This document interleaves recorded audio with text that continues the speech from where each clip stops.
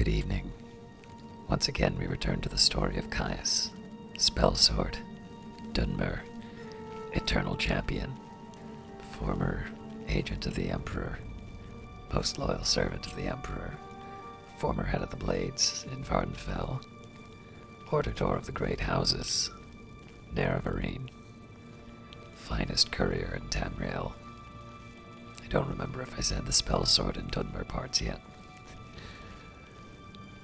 But I'll confess I was a little bit lost as to what I'm up to right now, and I remembered that we haven't yet left the sewers.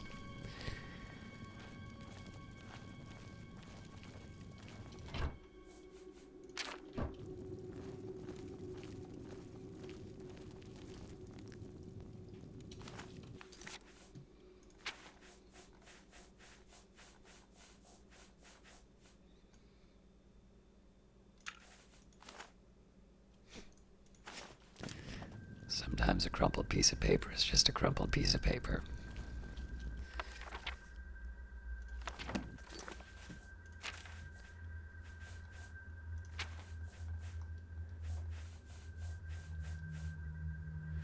What I don't remember, though, is whether or not I read the commentaries, Volume 4.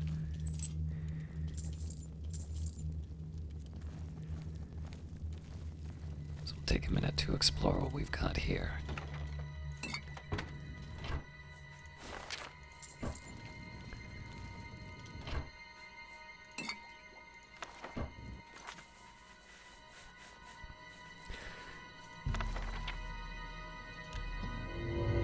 Alteration, shield 50.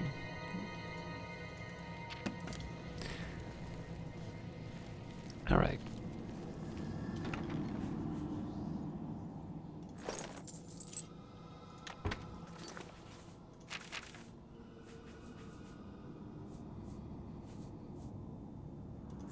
Obviously, Shield of the Red Mountain is better than my existing shield, so let's take a minute here and try and free up some weight. May not be enough. Turns out it was. And I just give that weight back again. Alright. So let's start by seeing whether or not I've read the commentaries.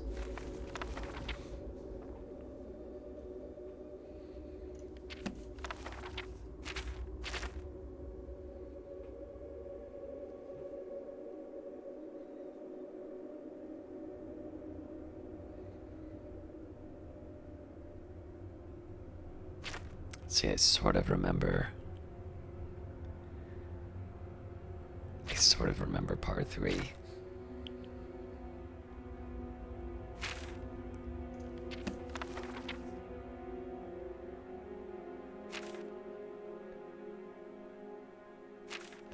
Alright, I'll read number... I've almost certainly read 3, so let's read number 4. Commentaries on the Mysterium Xarxes, Book 4 by Mankar Cameron. May the holder of this fourth key know the heart thereby. The Mundex tyranny was once ruled over solely by the tyrant Drow kings and their own dominion, and border wars fought between their slave oceans.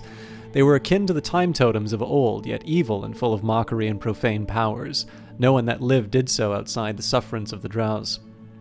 I give my soul to the Magna Gi, saith the joyous in paradise, for they created Merunus the Razor in secret, in the very bowels of Lig, the domain of the upstart who vanishes. Though they came from dispersed waters, each get shared sole purpose, to artifice a prince of good, spinning his likeness in random swath, and imbuing him with Oblivion's most precious and scarce asset, hope. Deathlessly I intone from paradise, Merunus the thief-taker, Merunus God's body, Merunus the red, arms that went up, Numantia, liberty. Deny not that these days shall come again, my novitiates. For as Merunus threw down Lig and cracked his face, declaring each of the 19 and 9 oceans free, so shall he crack the serpent crown of the Cyrodiils to make federation. All will change in these days as it was changed in those, for by the magic word Numantia a great rebellion rose up and pulled down the towers of Kim el Garajig. And the Templars of the upstart were slaughtered, and blood fell like dew from the upper wards down to the lowest pits, where the slaves with maniacal faces took chains and teeth to their jailers, and all hope was brushfire. Your dawn listens, my lord. Let the Obris know itself to be free. Marunas has come. There is no dominion save free will. Suns were riven from your red legions, as your red legions moved from Lig to the hinterlands of Chill. A legion for each Get, and Curry was thrown down, and Jaff was thrown down, and Hormagail was crushed with cold salt, and forevermore called Hor, and so it shall be again unto the times of Gates. Under the mires Malbelige was thrown down, that old city of chains, slaked in new-bone warmth, and set free. Galg and Morgalg were thrown down together in a single night of day, and shall it again be under time of Gates. Nothing but woe for Nirn, which has become the pit, and 7 curses on its drow, and in Verme ni mock. But for it, the Crusades would be as my lord's creation. Get by the Gi, and do as thou wilt, of no fetters but your own conscience. Know that your hell is broken, people of the Obris, and praise the Numantia, which is liberty.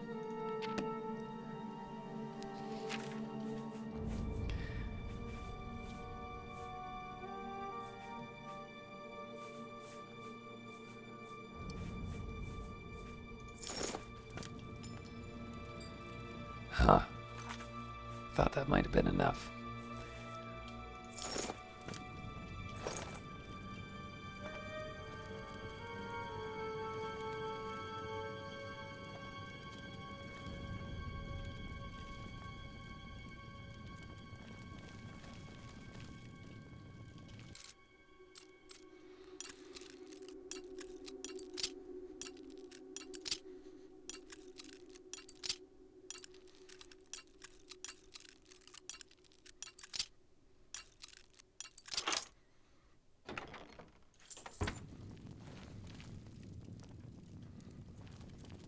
Kind of expecting a little bit more behind the toughest locked I've ever been up against, but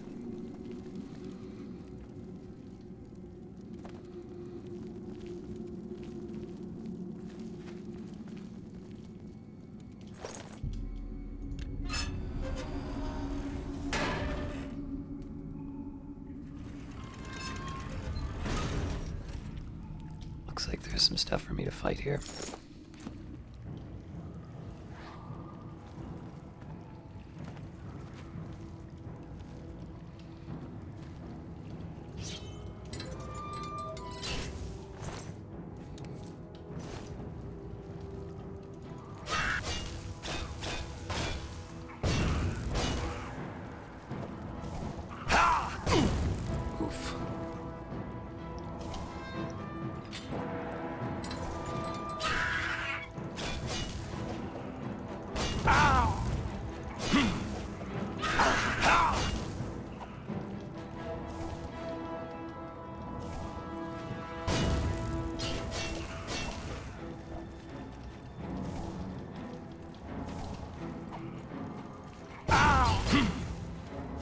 I'm not doing nearly enough damage, I don't get it.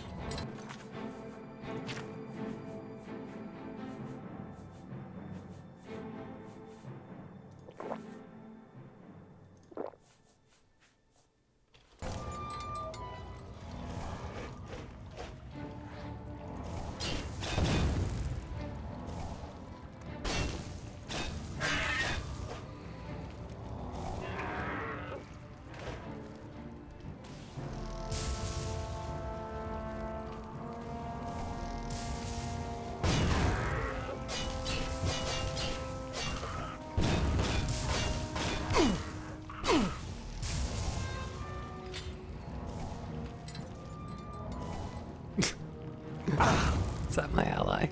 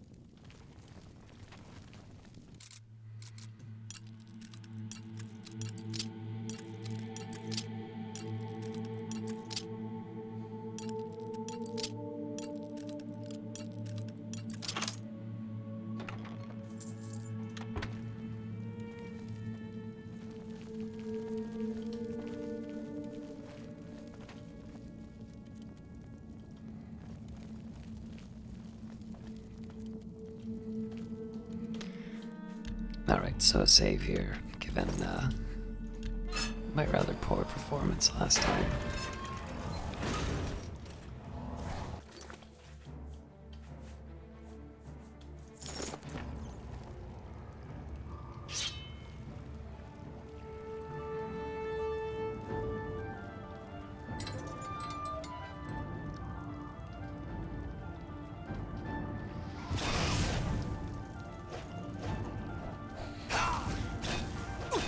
Frankly, I don't blame you.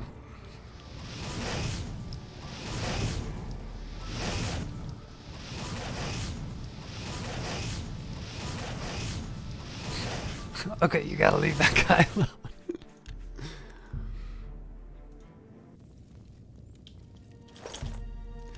I'm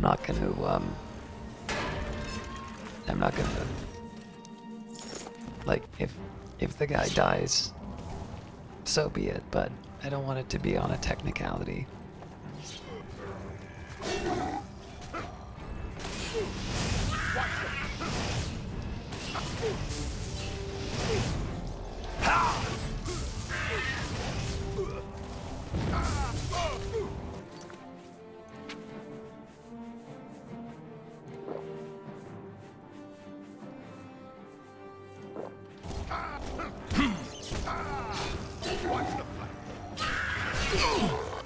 Not on this day.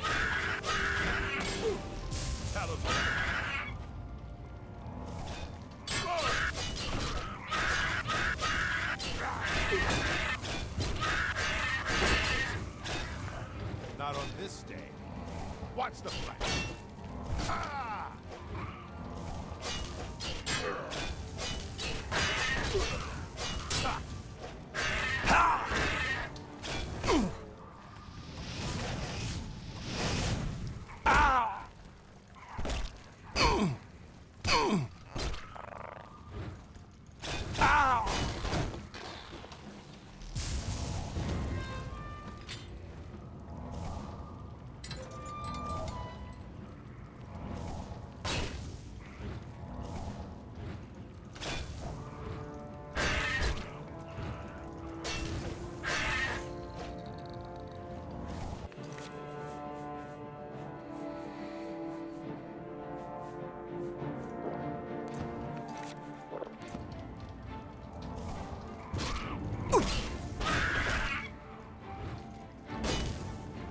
No, he's got a different weapon this time.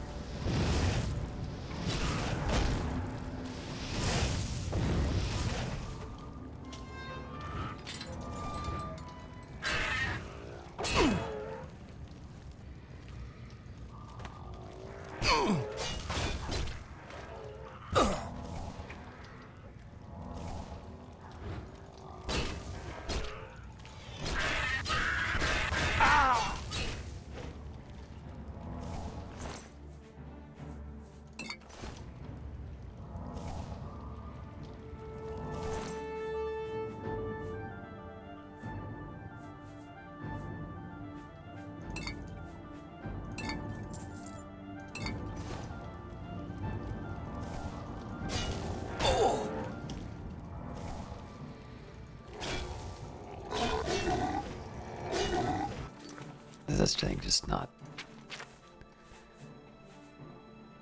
I can still do damage.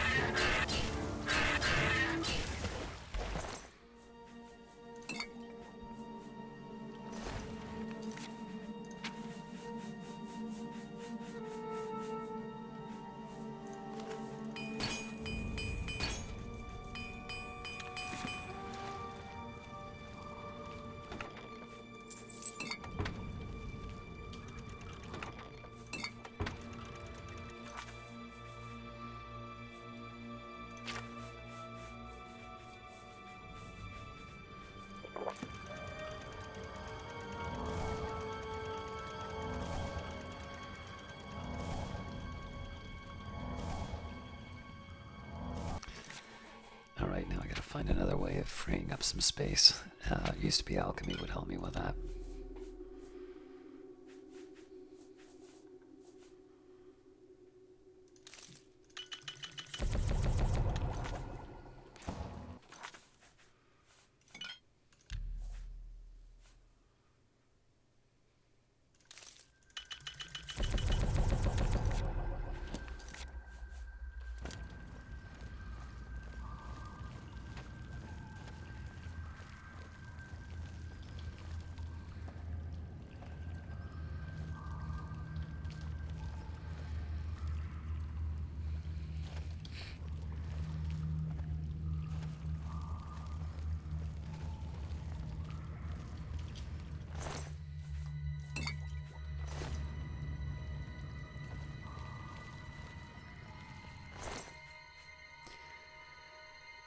The war axe is too heavy to be worth it.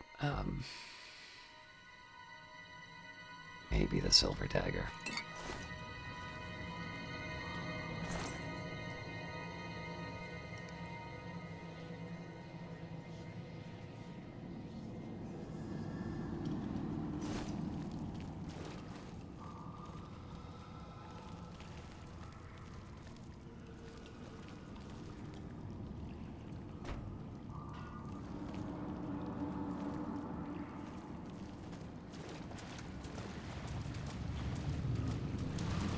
Yeah, don't want it to get wet.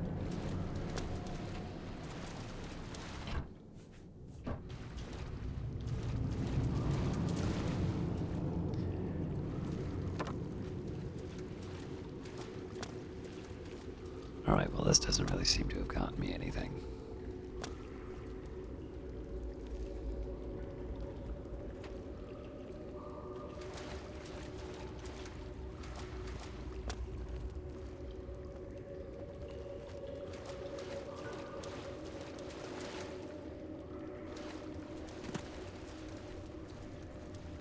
Ah.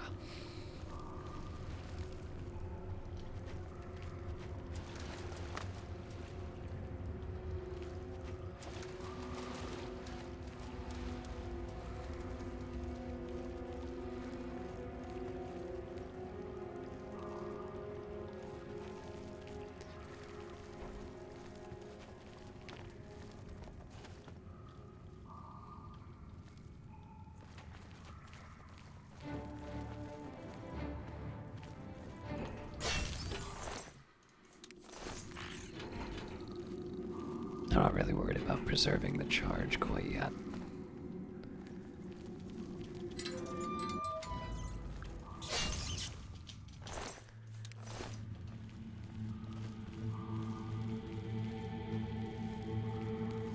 When I'm facing something a little bit sterner, I might give it a shot, but for now,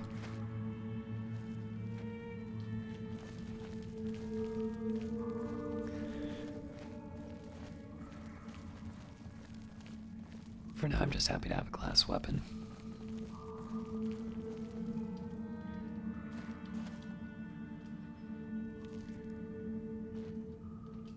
Oh god, that's gonna be tough to...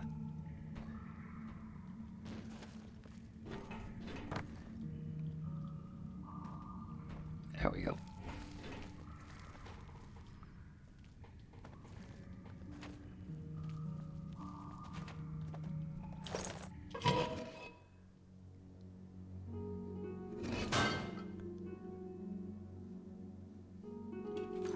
Where am I?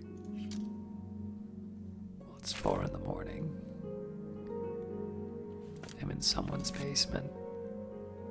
Probably where I shouldn't be. This may be a problem.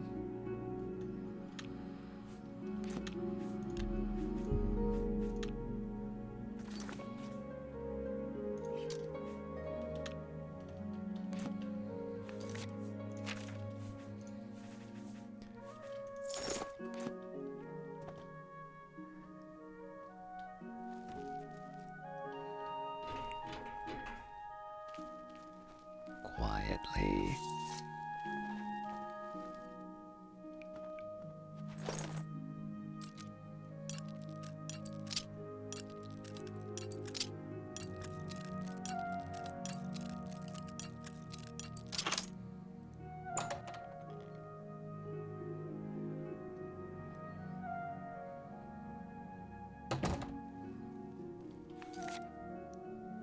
I hear somebody moving. Tidings, citizen. Anvil is all in an uproar. First the chapel attacked, now the prophet ranting about the end of the world. It can't be. Absolutely. Take care. Well, we're already made, so... Hello. Wait a minute. I dropped my...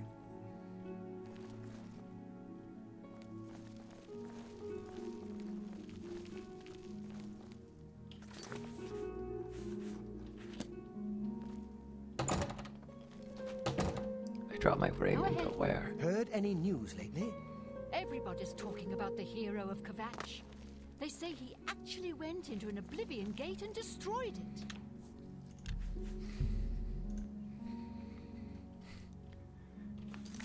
My raiment is the one thing I'm not willing to let go.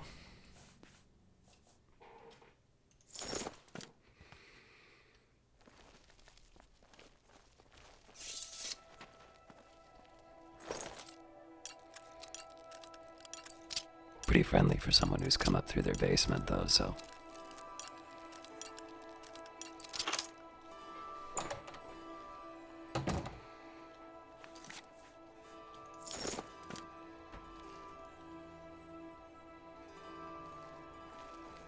Hello.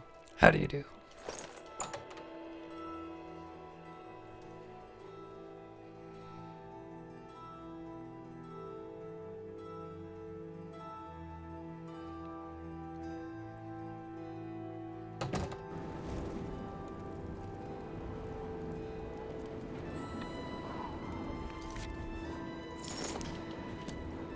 So one of the challenges here is I need to,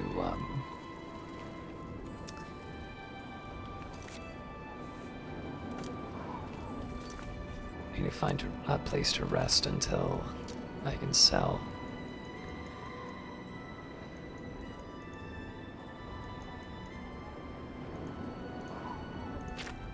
I've also forgotten, I have the fourth and last volume of Mankar Cameron's writings on the Mysterium Xarxes. I can now piece together the clues within them to help find the Mythic Dawn's secret shrine. Maybe Tarmina can help. That's right.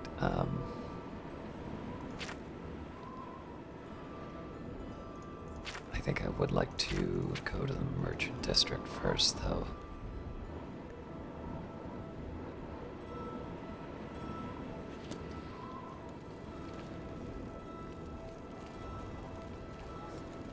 Speak.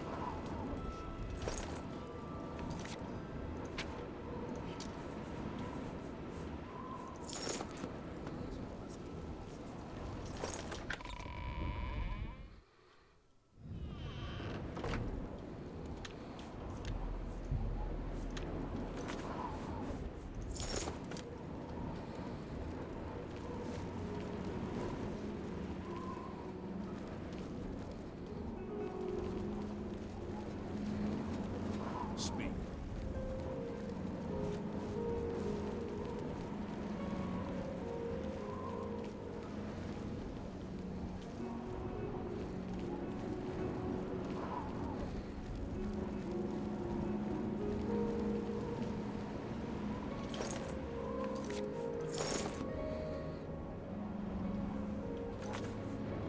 Nuts.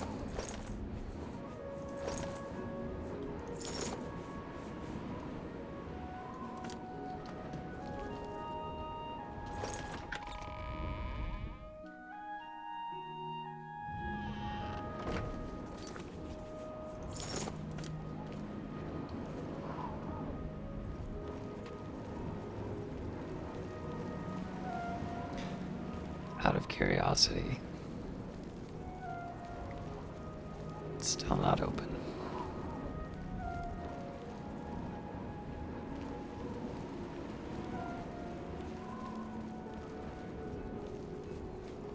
Hail, good citizen. How can I be of service? I suppose you want to carry something for me, do you?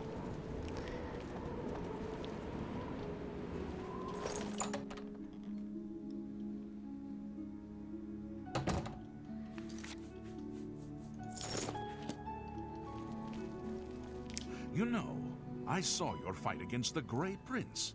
Nobody thought that orc could be beat, but you showed them all. Do I get a discount? I do have a bed available for 20 gold a night. Would you like to rent it? Guess not. Sure. Very good. It's up the stairs there, first door on your left. Sleep well. You too.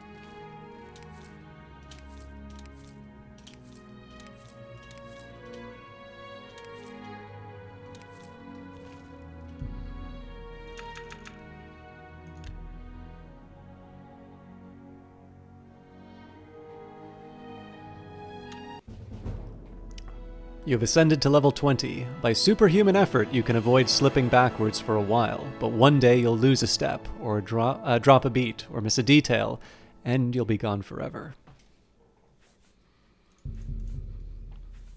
Getting close to where I want to be for at least one of these stats.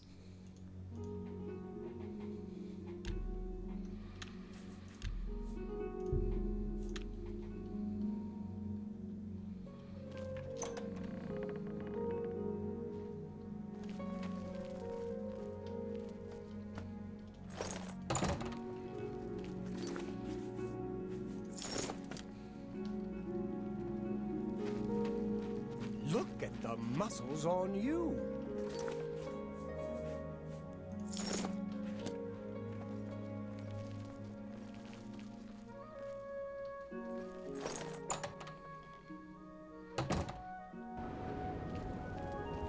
It's a little cold out.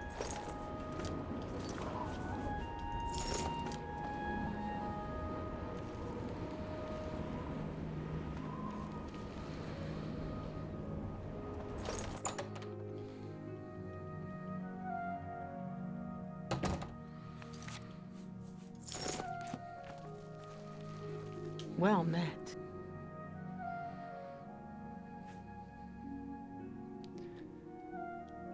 Let's do May I some. interest you in some of my fine wares? First up, I'm gonna buy all your repair hammers.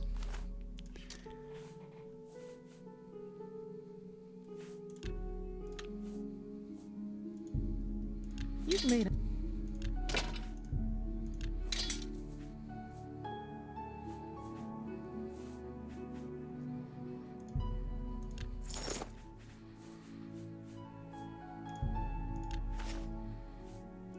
Thank you for your business. Nah, no problem.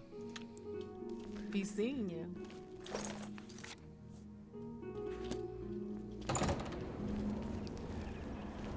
See if I can unburden myself of a few more items. In fact, let's get a quick round of alchemy in.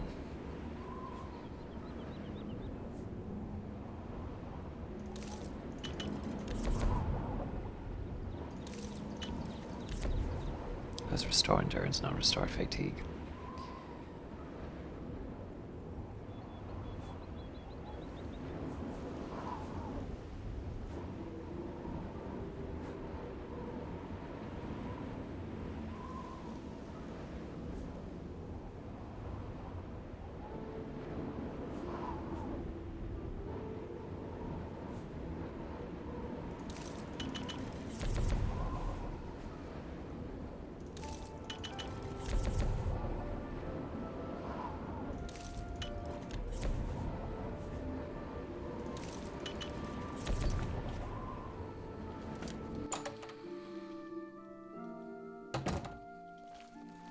Any friend of the Society is a friend of mine. Have a look around. I have potions and everything you need to make your own. What will it be?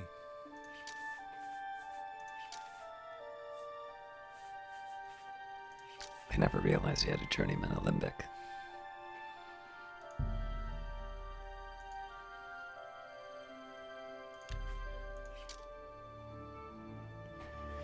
Should probably work out the ratings of every. I mean, Journeyman seems higher than all these other ones, but let me just see.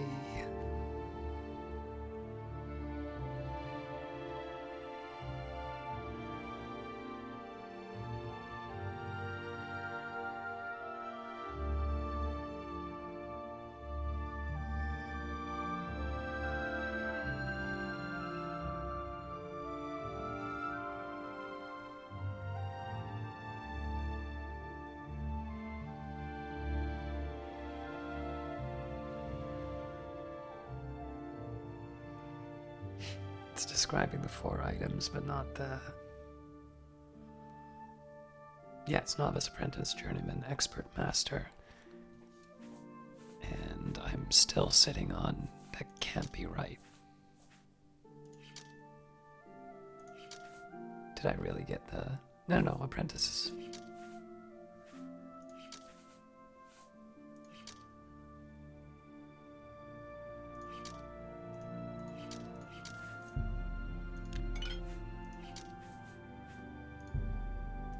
You drive a hard bargain.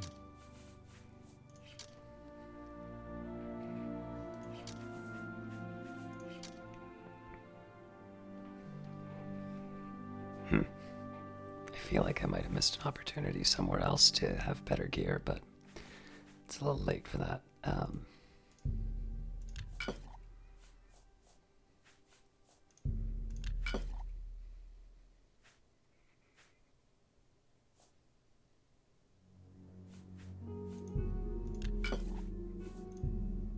An excellent bargain. I'll hang on to this because I'll probably drink the potion fairly early, but...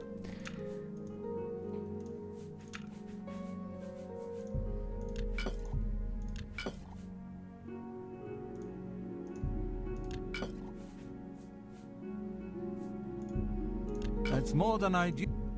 An excellent bargain.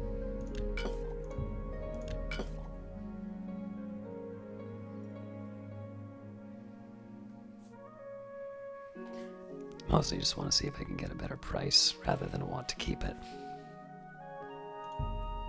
An Although excellent. it's definitely a nice ability.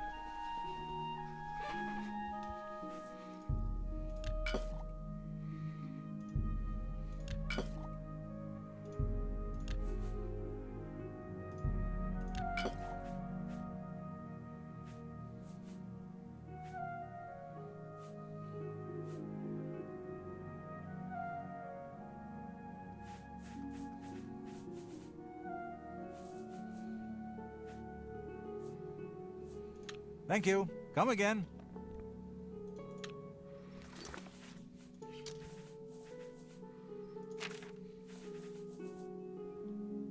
Take care. Any friend of the society is a friend of mine. Have a look around.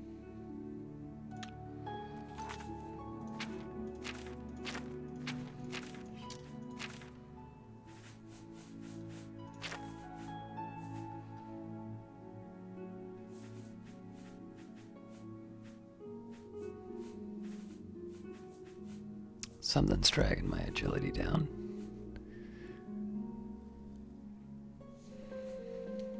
Bye. Any friend of the... I offer the finest goods and lowest prices in all Cyrodiil.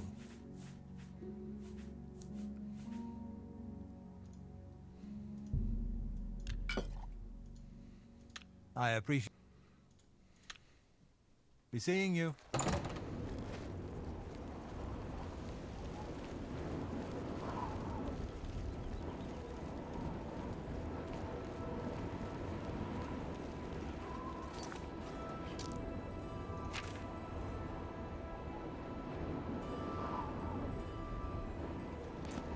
So I'm going to make a detour and go to the Temple District. Unnecessary risks. Hey,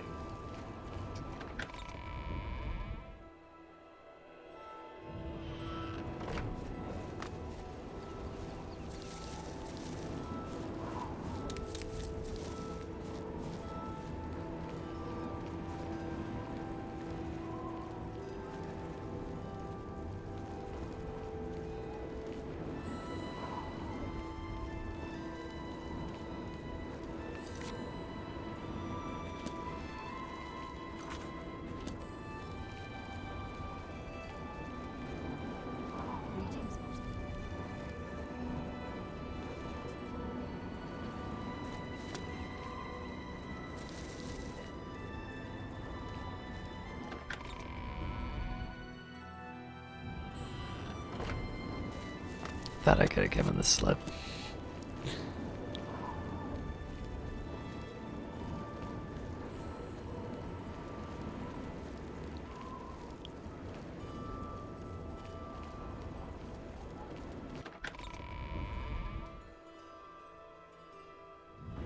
Hi! Hello. I hope I can help. Hear any rumors? If you need light armor, talk to Marrow Rufus at the Best Defense. Take care.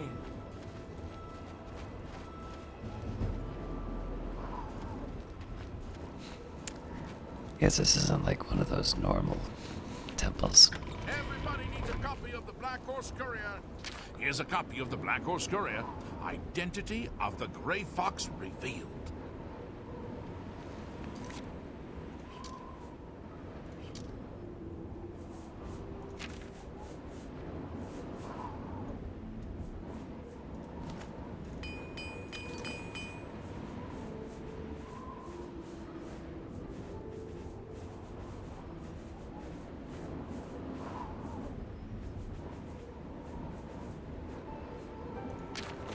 The Black Horse Courier, Grey Fox Unmasked. Vlanris Vinchkal recently admitted to being the notorious thief, the Grey Fox. Under questioning by the Imperial Watch, he also confessed to being the reincarnation of Tiber Septim, the love child of Lord Stendar, a Wereshark, and the mother of Hieronymus Lex. Only after he spent a night in the Imperial prisons was it discovered that Vlernius had recently consumed a near-lethal dose of skooma. Vlaneris is now back home and recuperating from the hospitality of the Imperial Watch and from the close attention he received during his interrogation. He speculates that he might be able to work again in a month or two, so long as it doesn't involve walking or lifting anything heavier than a beer mug. The sometime stock worker has sworn a solemn oath never to trifle with skooma again, and earnestly warns everyone to stay away from the Aurum gang.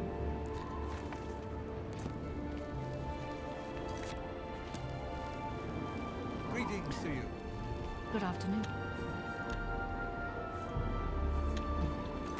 Alright, I actually need to find a real healer.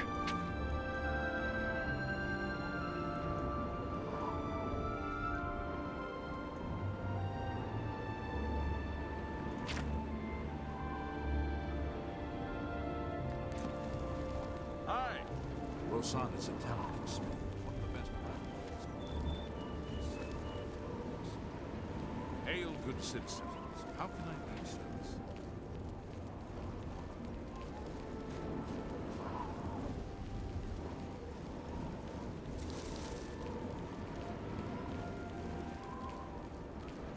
What is it, citizen?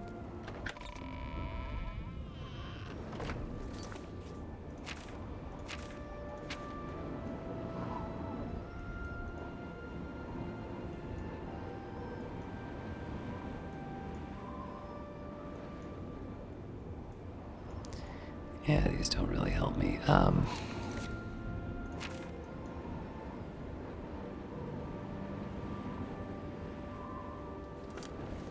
Do you need something?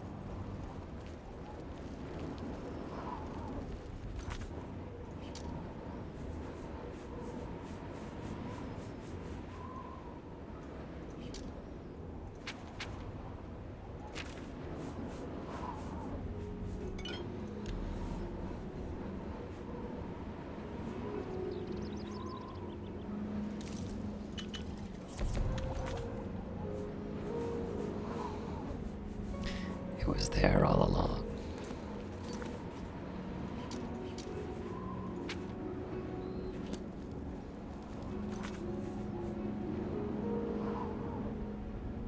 I don't know if my agility is actually 43. It's pretty low if that's true.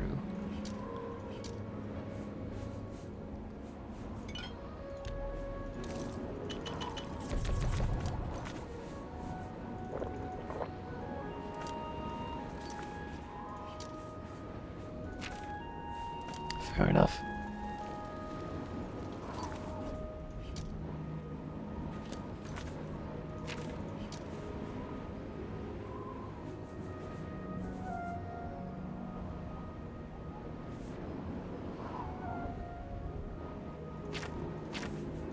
Sure would tell me my base base ability relative to what the current value is. Alright, let's get to Tarmina.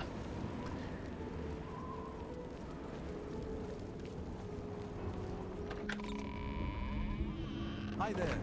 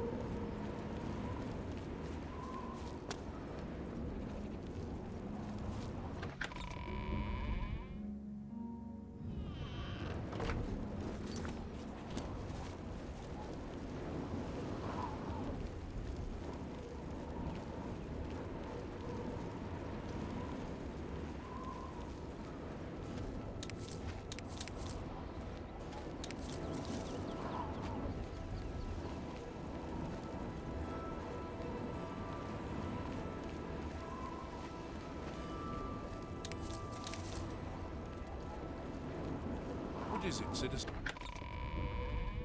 I think I got to the wrong spot.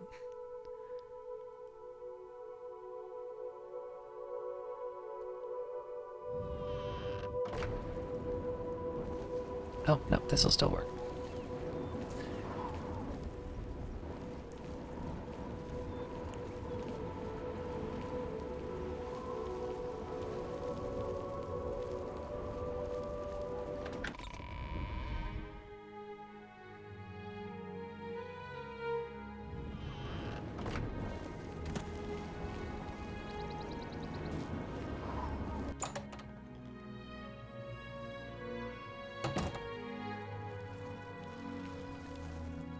Hi, Good day. let's talk about the Mythic Dawn. To find their secret shrine to Mehrunes Dagon, you'll need to study the 4 volumes of Mainkar Cameron's commentaries. It is a fairly common practice of these kinds of esoteric cults to put hidden messages within their sacred writings. In effect, simply by finding their way to the shrine, prospective members have already passed the first test on the road to enlightenment. You've piqued my curiosity about this puzzle. I will think on it myself and let you know if I have any ideas. Check back with me tomorrow after I've given this matter some thought. Alright then. I'll keep studying the first 2 volumes of the commentaries. Who knows, I might turn up something before you do. What about the Good other day. 2? To find it.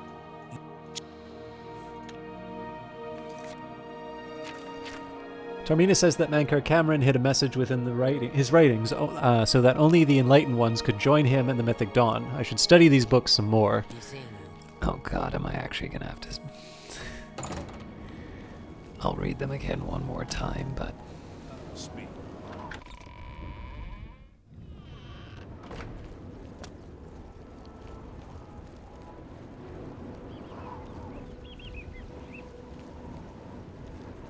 I think I'm also gonna sell some spare books.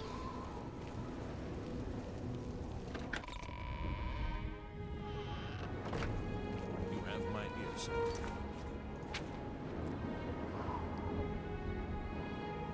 Sir.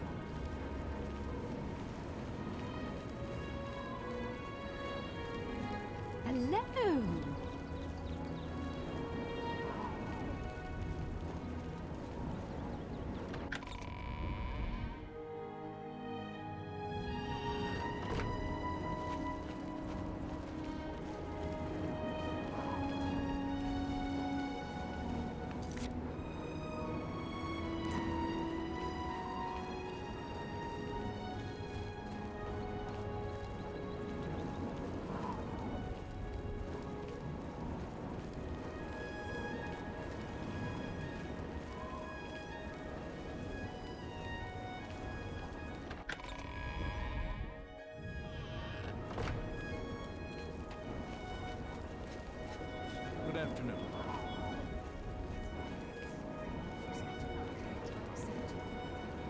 looking for luxury.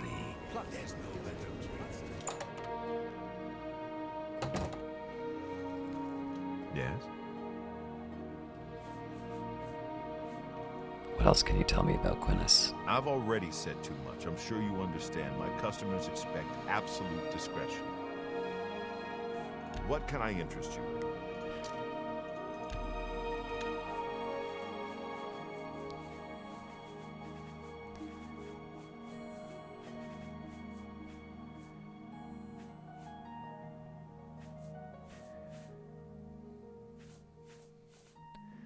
Can't remember which one they lent me.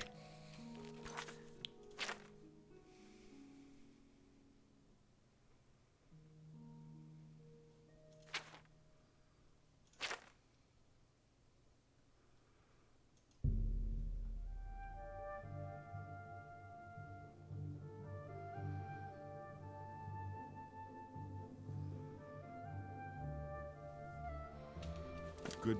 Go ahead, please.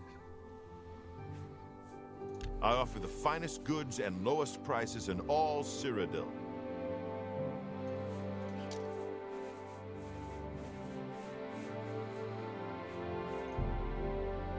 That seems a fair price.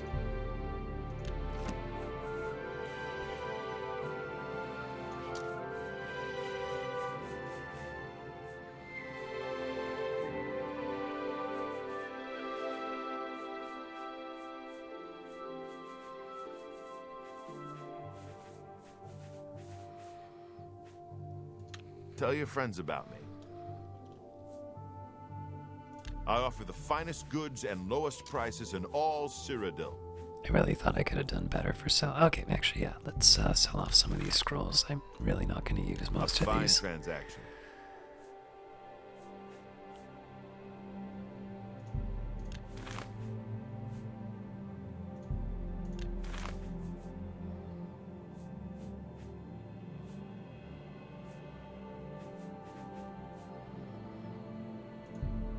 A good price for a...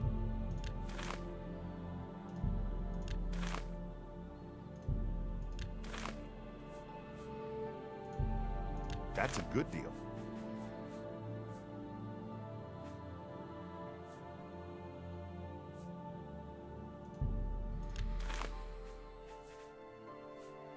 Come back and see me again. Good day.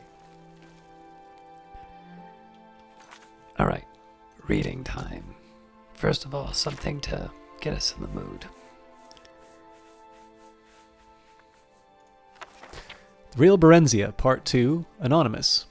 Barenziah and Straw settled into Riften for the winter, taking a cheap room in this slummier section of town. Barenziah wanted to join the Thieves Guild, knowing there would be trouble if she were caught freelancing. One day in a barroom, she caught the eye of a known member of the guild, a bold young Khajiit named Theris. She offered to bed him if he would sponsor her membership. He looked her over, grinning, and agreed, but said she'd still have to pass an initiation. What sort of initiation? Ah, Theris said. Pay up first, sweetness. This passage has been censored by order of the temple. Straw was going to kill her, and maybe Theris too. What in Tamriel had possessed her to do such a thing? She cast an apprehensive look around the room, but the other patrons had lost interest and gone back to their own business. She did not recognize any of them. This wasn't the inn where she and Straw were staying. With luck, it'd be a while, or never, before Straw found out. Theris was by far the most exciting and attractive man that she had yet met. He not only told her about the skills she needed to become a member of the Thieves Guild, but also trained her in them himself, or else introduced her to people who could. Among these was a woman who knew something about magic. Katisha was a plump and matronly Nord. She was married to a smith, had 2 teenage children, and was perfectly ordinary and respectable, except that she was very fond of cats, and, by logical inference, their humanoid counterparts, the Khajiit. Had a talent for certain kinds of magic and cultivated rather odd friends. She taught Barenziah an invisibility spell and schooled her in other forms of stealth and disguise. Katisha mingled magical and non-magical talents freely, using one set to enhance the other. She was not a member of the Thieves Guild, but was fond of Theris in a motherly sort of way. Barenziah warmed to her as she had never had toward any woman, and over the next few weeks, she told Katisha all about herself.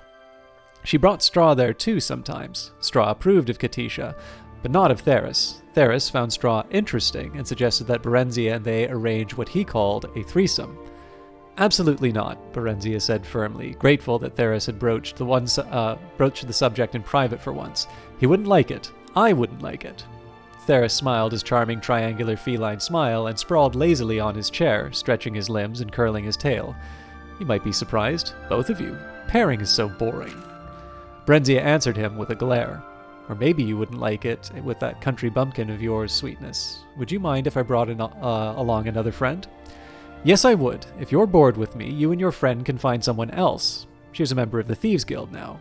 She had passed their initiation. She found Theris useful, but not essential. Maybe she was a bit bored with him, too. She talked to Katisha about her problems with men, or what she thought of as her problems with men. Katisha shook her head and told her that she was looking for love, not sex, that she'd know the right man when she found him, and that neither Straw nor Theris was the right one for her. Barenziah cocked her head to one side quizzically. They say dark elven women are something prostitutes, she said, although she was dubious. You mean promiscuous, although some do become prostitutes, I suppose, Katisha said as an afterthought. Elves are promiscuous when they're young, but you'll outgrow it. Perhaps you're beginning to already, she added hopefully. She liked Barenziah, had grown quite fond of her. You ought to meet some nice elven boys, though. If you go on keeping company with Khajiits and humans and what have you, you'll find yourself pregnant in next to no time. Barenziah smiled involuntarily and thought, I'd like that, I think. But it would be inconvenient, wouldn't it? Babies are a lot of trouble, and I don't even have my own house yet. How old are you, Barry? 17? Well, you've a year or two yet before you're fertile, unless you're very unlucky. Elves don't have children readily with other elves after that, even, so you'll be all right if you stick with them. Barenziah remembered something else. Straw wants to buy a farm and marry me. Is that what you want? No, not yet. Maybe someday, yes, someday. But not if I can't be queen, and not just any queen, Queen of Mournhold. She said this determinedly, almost stubbornly, as if to drown out any doubt. Katisha chose to ignore this last comment. She was amused at the girl's hyperactive imagination, took it as a sign of a well-functioning mind. I think Straw will be a very old man before someday comes, Barry. Elves live for a very long time. Katisha's face briefly wore the envious, wistful look humans got when contemplating the 1,000-year lifespan elves had been granted by the gods. True, few ever actually lived that long, as disease and violence took their respective tolls, but they could, and one or two of them actually did. I like old men too, Barry said. Katisha laughed. Barenziah fidgeted impatiently while Theris sorted through the papers on the desk. He was being meticulous and methodical, carefully replacing everything just as he'd found it. They'd broken into a nobleman's household, leaving Straw to hover outside as a lookout. Theris had said it was a simple job, but very hush-hush. He hadn't even wanted to bring any other guild members along. He said he knew that he could trust Barry and Straw, but no one else. Tell me what you're looking for and I'll find it, Barry whispered urgently. Theris's night sight wasn't as good as hers, and he didn't want her to magic up even a small orb of light. She had never been in such a luxurious place, not even the Darkmoor castle of Count Sven and Lady Inga, where she had spent her childhood, compared to it. She gazed around in wonder as they made their way through the ornately decorated and hugely echoing downstairs rooms. But Theris didn't seem interested in anything but the desk and the small book-lined study on the upper floor. Shh! He hissed angrily. Someone's coming, Barry said, a moment before the door opened and two dark figures stepped into the room. Theris gave her a violent shove towards them and sprang to the window. Barenziah's muscles went rigid. She couldn't move or even speak. She watched helplessly as one of the figures, the smaller one, leaped after Theris. There were two quick, silent stabs of blue light. Then Theris folded over into a still heap. Outside the study, the house had come alive with hastening footsteps and voices calling out in alarm, and the clank of armor hurriedly put on. The bigger man, a dark elf by the looks of him, half lifted, half dragged Theris to the door and thrust him into the waiting arms of another elf. A jerk of the first elf's head sent the smaller blue-robed companion after them. Then he sauntered over to inspect Barenziah, who was once again able to move, although her head throbbed maddeningly when she tried to. Open your shirt, Barenziah, the elf said. Barenziah gawked at him and it closed. You're a girl, aren't you, Barry? He said softly. You should have stopped dressing as a boy months ago, you know. You were only drawing attention to yourself, and calling yourself Barry. Is your friend Straw too stupid to remember anything else? It's a common elven name, Barenziah defended. The man shook his head sadly. Not among dark elves it isn't, my dear. But you wouldn't know much about dark elves, would you? I regret that, but it couldn't be helped. No matter, I shall try to remedy it. Who are you? Barenziah demanded. Aye, so much for fame, the man shrugged, smiling wryly. I'm Symmachus, milady Barenziah, General Symmachus of His Awesome and Terrible Majesty Tiber Septim I's Imperial Army. And I must say, it's a merry chase you've led me throughout Tamriel. Or this part of it, anyway, although I guessed correctly that you'd head for Mournhold eventually. You had a bit of luck. A body was found in Whiterun that was thought to be Straw's, so we stopped looking for the pair of you.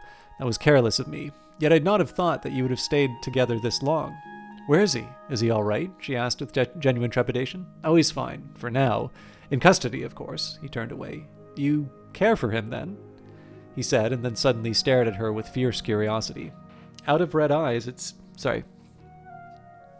that seemed strange to her, except her own seldom-seen reflection. He's my friend, Barenziah said. The words came out in a tone that sounded dull and hopeless to her own ears. Symmachus, a general in the Imperial Army no less, said to have the friendship and ears of Tiber Septim himself. I see you seem to have several unsuitable friends, if you'll forgive me saying so, milady. Stop calling me that. She was irritated at the general's seeming sarcasm, but he only smiled. As they talked, the bustle and flurry... Sorry, I need to get my blanket. I'm wrapped up because it's a little cold right now, but my blanket's slowly been falling off all broadcast. Just a second.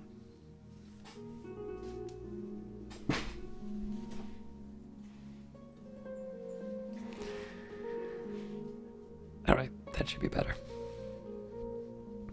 As they talked, the bustle and flurry in the house died away, although she could still hear people, presumably the residents, whispering together not far off. The tall elf perched himself on a corner of the desk. He seemed quite relaxed and prepared to stay a while. Then it occurred to her, several unsuitable friends had, he said. The men knew all about her, or seemed to know enough anyway, which amounted to the same thing. What's going to happen to them? It's me. As you know, this house belongs to the commander of the Imperial troops in the area, which means to say that it belongs to me. Barenziah gasped and Symmachus looked up sharply. What, you didn't know? Why are you rash, milady, even for 17? You must always know what it is you do or get yourself into. But the guild wouldn't have... Barenziah was trembling. The Thieves' Guild would never have attempted a mission that crossed Imperial policy. No one dared oppose Tiber Septim, or at least no one she knew of. Someone at the guild had bungled, badly, and now she was going to pay for it. I dare say it's unlikely that Theris had guild approval for this. In fact, I wonder... Symmachus examined the desk carefully, pulling out the drawers. He selected one, placed it on top of the desk, and removed a false bottom. There was a folded sheet of parchment inside. It seemed to be a map of some sort. Barenziah edged closer. Symmachus held it away from her, laughing. Rash indeed. He glanced it over, and then folded and replaced it. You advised me a moment ago to seek after knowledge. So I did. Suddenly he seemed to be in high good humor. We must be going, my dear lady. He shepherded her to the door, down the stairs, and out into the night air. No one was about. Barenziah's eyes darted towards the shadows. She wondered if she could outrun him, or elude him somehow. You're not thinking of attempting to escape, are you? Aye. Don't you want to hear what my plans for you are? She thought that he sounded a bit hurt. Now that you mention it, yes. Perhaps you'd rather hear about your friends first. No. He looked gratified at this. It was evidently the answer that he wanted, though thought Barenziah. But it was also the truth. While she was concerned for her friends, especially Straw, she was far more concerned for herself. You will take your place as the rightful queen of Mournhold. Symmachus explained that this had been his and Tiber Septim's plan for her all along, that Mournhold, which had been under military rule for a dozen or so years since she had been away, was gradually to be returned to civilian government, under the Empire's guidance, of course, and as part of the imperial province of Morrowind. But why was it sent to Darkmoor, Barenziah asked, hardly believing anything she had just been told. For safekeeping, naturally. Why did you run away? Barenziah shrugged. I saw no reason to stay. I should have been told. You would have been by now. I had, in fact, sent for you to be removed to the Imperial City to spend some time as part of the Emperor's household. But of course you had, shall we say, absconded by then. As for your destiny, it should be, and should have been, quite obvious to you. Tiber Septim does not keep those he has no use for, and what else could you be that would be of use to him? I know nothing of him, nor, for that matter, of you. Then know this, Tiber Septim rewards friends and foes alike according to their deserts. Barenziah chewed on that for a few moments. Straw has deserved well of me and has never done anyone any harm. He's not a member of the Thieves Guild. He came along to protect me. He earns our keep by running errands, and he... Symmachus waved her impatiently to silence. I know all about Straw, he said. And about Theris. He stared at her intently. So, what would you do? Straw wants a little farm. If I'm to be rich, then I would like for one to be given to him. Very well. He seemed astonished at this, and then pleased. Done. He shall have it. And Theris? He betrayed me, Barenziah said coldly. Theris should have told her what the risks of the job entailed. Besides, he'd pushed her right into the enemy's arms in an attempt to save himself. Not a man to be rewarded. Not, in fact, a man to be trusted. Yes, and? Well, he should be made to suffer for it, shouldn't he? That seems reasonable. What form should said suffering take? Barenziah balled her hands into fists. She would have liked to beat and claw at the Khajiit herself, but considering the turn of events had taken, that didn't seem very queenly. A whipping. Or would 20 stripes be too many, do you think? I don't want to do any permanent injury. You understand. Just teach him a lesson. Aye, of course. Symmachus grinned at this. Then his features suddenly set and became serious. Shall be done, your highness, milady Queen Barenziah of Mournhold. Then he bowed to her, a sweeping, courtly, ridiculously wonderful bow. Barenziah's heart leapt. She spent 2 days at Symmachus. Sorry, I thought the audio might have cut out for a second. She spent 2 days at Symmachus's apartment, during which she was kept very busy. There was a dark elven woman named Drillane who saw to her needs, although she did not exactly seem a servant since she took her meals with them, nor did she seem to be Symmachus's wife or lover. Drillane looked amused when Barenziah asked her about it. She simply said that she was in the general's employ and did whatever was asked of her. With Drillane's assistance, several fine gowns and pairs of shoes were ordered for her, plus a riding habit and boots, along with other small necessities. Barenziah was given a room to herself. Symmachus was out a great deal. She saw him most at mealtimes, but he said little about himself or what he had been doing. He was cordial and polite, quite willing to converse on most subjects, and seemed interested in anything that she had to say. Drillane was much the same. Barenziah found them pleasant enough, but hard to get to know, as Katisha would have put it. She felt an odd twinge of disappointment. These were the first dark elves with whom she'd associated closely. She'd expected to feel comfortable with them, to at least feel at last that she belonged somewhere, with somebody as part of something. Instead, she found herself yearning for her Nordic friends, Katisha and Straw. When Symmachus told her that they were to set out for the Imperial City on the morrow, she asked if she could say goodbye to them. Katisha? He asked. Aye, but then I suppose you owe her something. She it was who led me to you by telling me of a lonely dark elven girl named Barry who needed elven friends, and who sometimes dressed as a boy. She has no association with the Thieves Guild, apparently, and no one associated with the Thieves Guild seems to know your true identity save Theris. That as well. I prefer that your former guild membership not be made public knowledge. Please speak of it to no one, your highness. Such a past does not become an imperial queen. No one knows but Straw and Theris, and they won't tell anyone. No, he smiled a curious little smile. No, they won't. He didn't know that Katisha knew then, but still, there was something about the way he said it. Straw came to their apartment on the morning of their departure. They were left alone in the salon, although Barenziah knew that the other elves were within earshot. He looked drawn and pale. They hugged one another silently for a few minutes. Straw's shoulders were shaking and tears were rolling down his cheeks, but he said nothing. Barenziah tried a smile. So we both get what we want, eh? I'm to be the Queen of Mournhold, and you'll be lord of your own farmstead. She took his hand, smiled at him warmly and genuinely. I'll write you, Straw, I promise. You can find a scribe you can write, so you can write me too. Straw shook his head sadly when Barenziah persisted. He opened his mouth and pointed at it, making inarticulate noises. She then realized what it was. His tongue was gone. It had been cut off. Barenziah collapsed onto a chair and wept noisily. But why? She demanded of Symmachus when Straw had been ushered away. Why? Symmachus shrugged. He knows too much. He could be dangerous. At least he's alive, and he won't need a tongue to raise pigs or whatever. I hate you! Barenziah screamed at him, and then abruptly doubled over and vomited on the floor. She continued to revile him between intermittent bouts of nausea. He listened stolidly for some time while Drillane cleaned up after her. Finally, he told her to cease, or he would gag her for her journey to the Emperor. They stopped at Katisha's house on their way out of the city. Symmachus and Drillane didn't dismount. All seemed normal, but Barenziah was frightened, and she knocked on the as she knocked on the door. Katisha answered the knock. Barenziah thanked the gods silently, but at least she was all right. But she'd also obviously been weeping. In any case, she embraced Barenziah warmly. "Why are you crying?" Barenziah asked. "For Theris, of course. You haven't heard? Oh dear, poor Theris. He's dead." Barenziah felt icy fingers creeping around her heart. He was caught stealing from the commandant's house, poor fellow, but that was foolish of him. Oh, Barry, he was drawn and quartered this very dawn by the commandant's order. She started to sob. "I went. He asked for me. It was terrible. He suffered so before he died. I'll never forget it. I looked for you and Straw, but no one knew where you were, where you'd both gone to." She glanced behind Barenziah. "That's the commandant, isn't it? Symmachus." Then Katisha did a strange thing. She stopped crying and grinned. "You know, the moment I saw him, I thought, this is the one for Barenziah."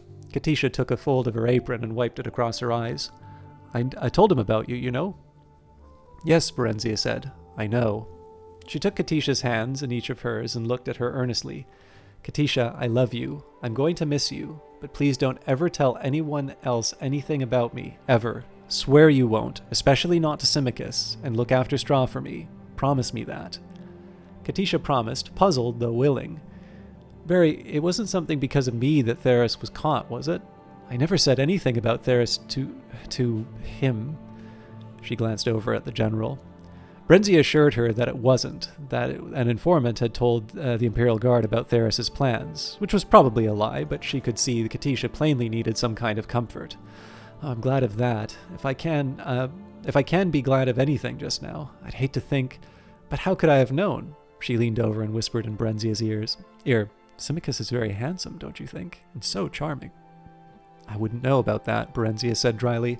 "I haven't really thought about it. There have been other things to think about." She explained hurriedly about being Queen of Mournhold and going to live in the Imperial City for a while. "He was looking for me, that's all, on orders from the Emperor. I was the object of a quest, nothing more than that, nothing more than some sort of a goal.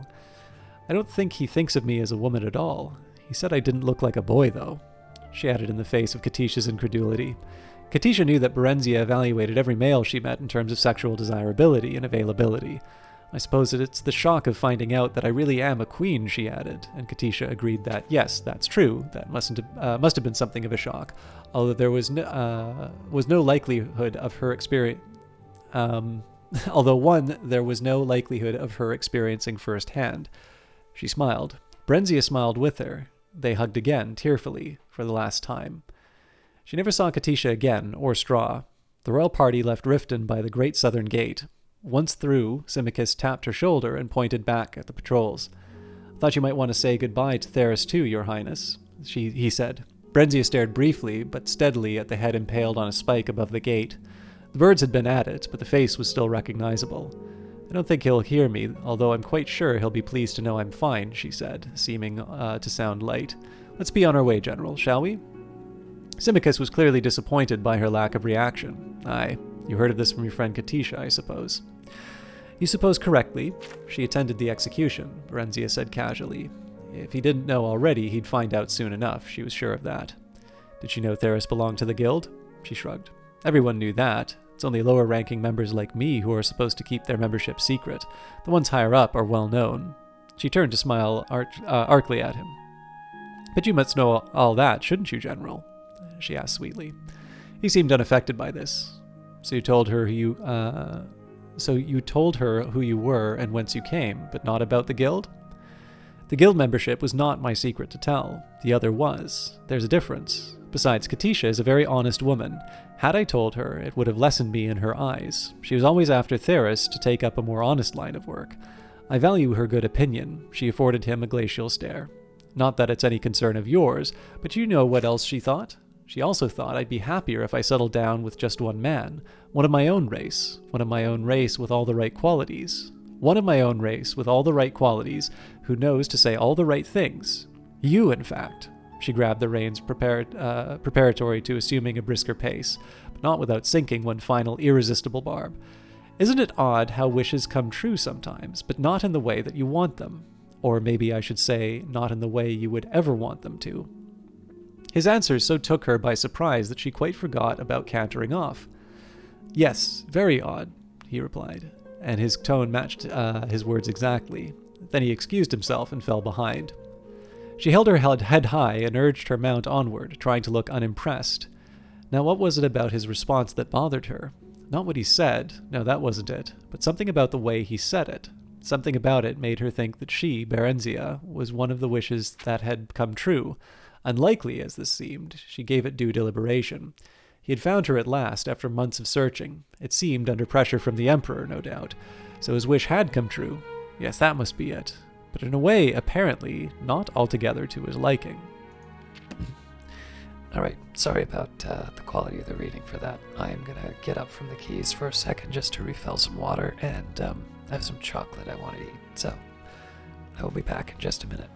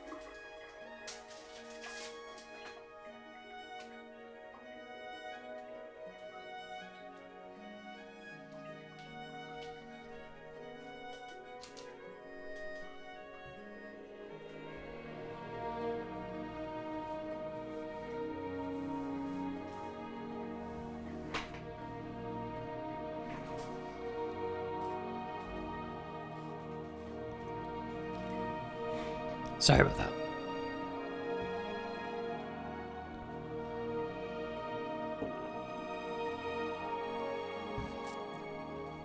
Let's see how many volumes of this I can get through. The Real Barenziah, Part 3, by Anonymous. For several days, Barenziah felt a weight of sorrow at her separation from her friends. But by the second week out, her spirits began to rise a little. She found that she enjoyed being on the road again, although she missed Straw's companionship more than she would have thought. They were escorted by a troop of Red Guard knights with whom she felt comfortable, although these were much more disciplined and decorous than the guards of the merchant caravans that she had spent time with. They were genial but respectful towards her despite her attempts at flirtation. Symmachus scolded her privately, saying that a queen must maintain royal dignity at all times. "You mean I'm never to have any fun?" she inquired petulantly. "Aye, not with such as these. They are beneath you. Graciousness is to be desired from those in authority, milady. Familiarity is not. You will remain chaste and modest while you are at the Imperial City." Barenziah made a face. "Might as well be back at Darkmoor Keep. Elves are promiscuous by nature, you know. Everyone says so." "Everyone is wrong, then. Some are, some aren't. The Emperor and I expect you to display both discrimination and good taste. Let me remind you, Your Highness, that you hold the throne of Mournhold not by right of blood, but solely by the pleasure of Tiber Septim. If he judges you unsuitable, your reign will end ere it begins. It requires intelligence, obedience, discretion, and total loyalty to all his... He requires intelligence, obedience, discretion, and total loyalty of all his appointees, and he favors chastity and modesty in women. I strongly suggest that you model your deportment after our good Drillane, milady." I'd as lief be back in Darkmoor," Barenziah snapped, resentfully, offended at the thought of emulating the frigid, prudish Drillane in any way. "That is not an option, Your Highness. If you are of no use to Tiber Septim, he will see to it that you are of no use to his enemies either," the general said portentously. "If you would keep your head on your shoulders, take heed. Let me add that power offers pleasures other than those of carnality and cavorting with base company." He began to speak of art, literature, drama, music, and the grand balls thrown at the imperial court. Barenziah listened with growing interest, spurred on not entirely by his threats. But afterward she asked timidly if she might continue her study of magic while at the Imperial City. Symmachus seemed pleased at this and promised to arrange it. Encouraged, she then said that she noted 3 of their knights escort were women, and asked if she might train a little with them, just for the sake of exercise. The general looked less delighted at this, but gave his consent, though stressing that it would only be with the women. The late winter weather held fair, though slightly frosty, for the rest of their journey, so that they traveled quickly over firm roads. On the last day of their trip, spring seemed to have arrived at last, for there were few hints of thaw. The road grew muddy underfoot, and everywhere one could hear water trickling and dripping faintly but steadily. It was a welcome sound. They came to the great bridge that crossed into the Imperial City at sunset. The rosy glow turned the stark white marble of edifices of the metropolis a delicate pink. It all looked very new and grand and immaculate. A broad avenue led north toward the palace. A crowd of people of all sorts and races filled the wide concourse. Lights winked out in the shops and on in the inns, and dusk fell and stars came out singly, then by twos and threes. Even the side streets were broad and brightly illuminated. Near the palace, the towers of an immense Mage's Guild Hall reared toward the east, while westward the stained glass windows of a huge tabernacle glittered in the dying light. Symmachus had apartments in a magnificent house two blocks from the palace, past the Temple of the One he identified as they passed it, an ancient Nordic cult which Tiber Septim had revived. He said that Barenziah would be expected to become a member should she prove acceptable to the Emperor. The place was quite splendid, although little to Barenziah's taste. The walls and furnishings were done in utter pristine white, relieved only by touches of dull gold, and the floors in dully gleaming black marble. Barenziah's eyes ached for color and the interplay of subtle shadings. In the morning, Symmachus and Drelane escorted her to the imperial palace. Barenziah noted that everyone they met greeted Symmachus with a deferential respect, in some cases bordering on obsequiousness. The general seemed to take it for granted. They were ushered directly into the imperial presence. Morning sun flooded a small room through a large window with tiny panes, washing over a sumptuously laden breakfast table and a single man who sat there, dark against the light. He leapt to his feet as they entered and hurried towards them. "Ah, Symmachus, our most loyal friend, we welcome your return most gladly." His hands held Symmachus's shoulders briefly, fondly, halting the deep genuflection of the dark elf. Halting the deep genuflection the dark elf had been in the process of effecting. Barenziah curtsied as Tiber Septim turned to her. "Barenziah, our naughty little runaway. How do you do, child? Here, let us have a look at you. Why, Symmachus, she's charming, absolutely charming. Why have you hidden her from us all these years? Is the light too much, child? Shall we draw the hangings? Yes, of course." He waved aside Symmachus's protests and drew the curtains himself, not troubling to summon a servant. "You will pardon us for this discourtesy towards yourselves, our dear guests. We've much to think of, though there's scant excuse for hospitality's neglect. But pray, join us. There's some excellent nectarines from Blackmarsh." They settled themselves at the table. Barenziah was dumbfounded. Tiber Septim was nothing like the grim grey giant warrior she'd pictured. He was of average height, fully half a head shorter than tall Symmachus, although he was well knit of figure and lithe of movement. He had a winning smile, bright, indeed piercing blue eyes, and a full head of stark white hair above a lined and weathered face. He might have been any age from 40 to 60. He pressed food and drink upon them, then repeated the question the general had asked her days ago. Why had she left home? Had her guardians been unkind to her? "No, Excellency," Barenziah replied. "In truth, no, although I fancied so at times." Symmachus had fabricated a story for her, and Barenziah told it now, although with a certain misgiving.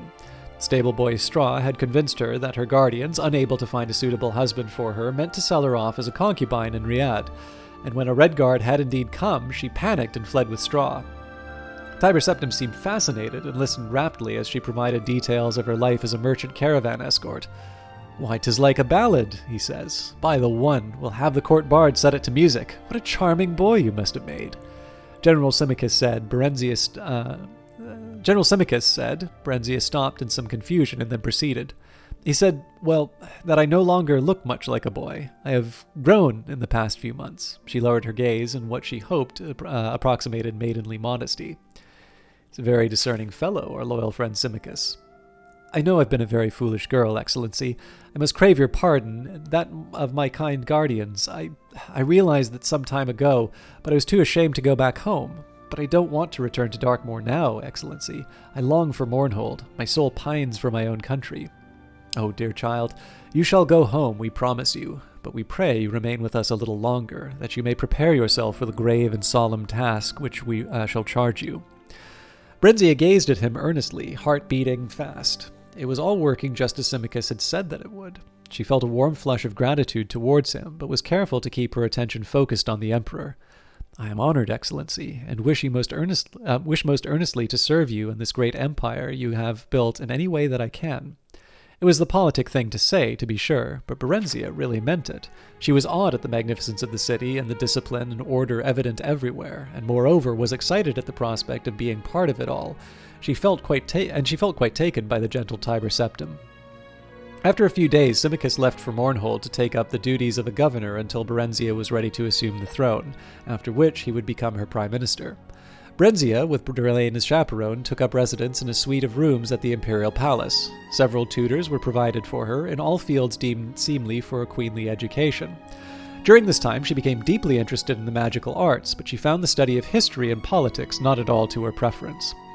On occasion, she met with Tiber Septim in the palace gardens, and he would unfailingly and politely inquire as to her progress, and chide her, although with a smile, for her disinterest in matters of state. However, he was always happy to instruct her on the finer points of magic, and he could make even history and politics seem interesting. "They're people, child, not dry facts in a dusty volume," he said. As her understanding broadened, their discussions grew longer, deeper, more frequent. He spoke to her of his vision of a united Tamriel, each race separate and distinct, but with shared ideals and goals, all contributing to the common weal. "Some things are universal, shared by all sentient folk of goodwill," he said. "So the One teaches us. We must unite against the malicious and the brutish, the miscreated, the orcs, trolls, goblins, and other worse creatures, and not strive against one another." His blue eyes would light up as he stared into his dream, and Barenziah was delighted just to sit and listen to him. If he drew close to her, the side of her body next to him would glow as if he were a smoldering blaze.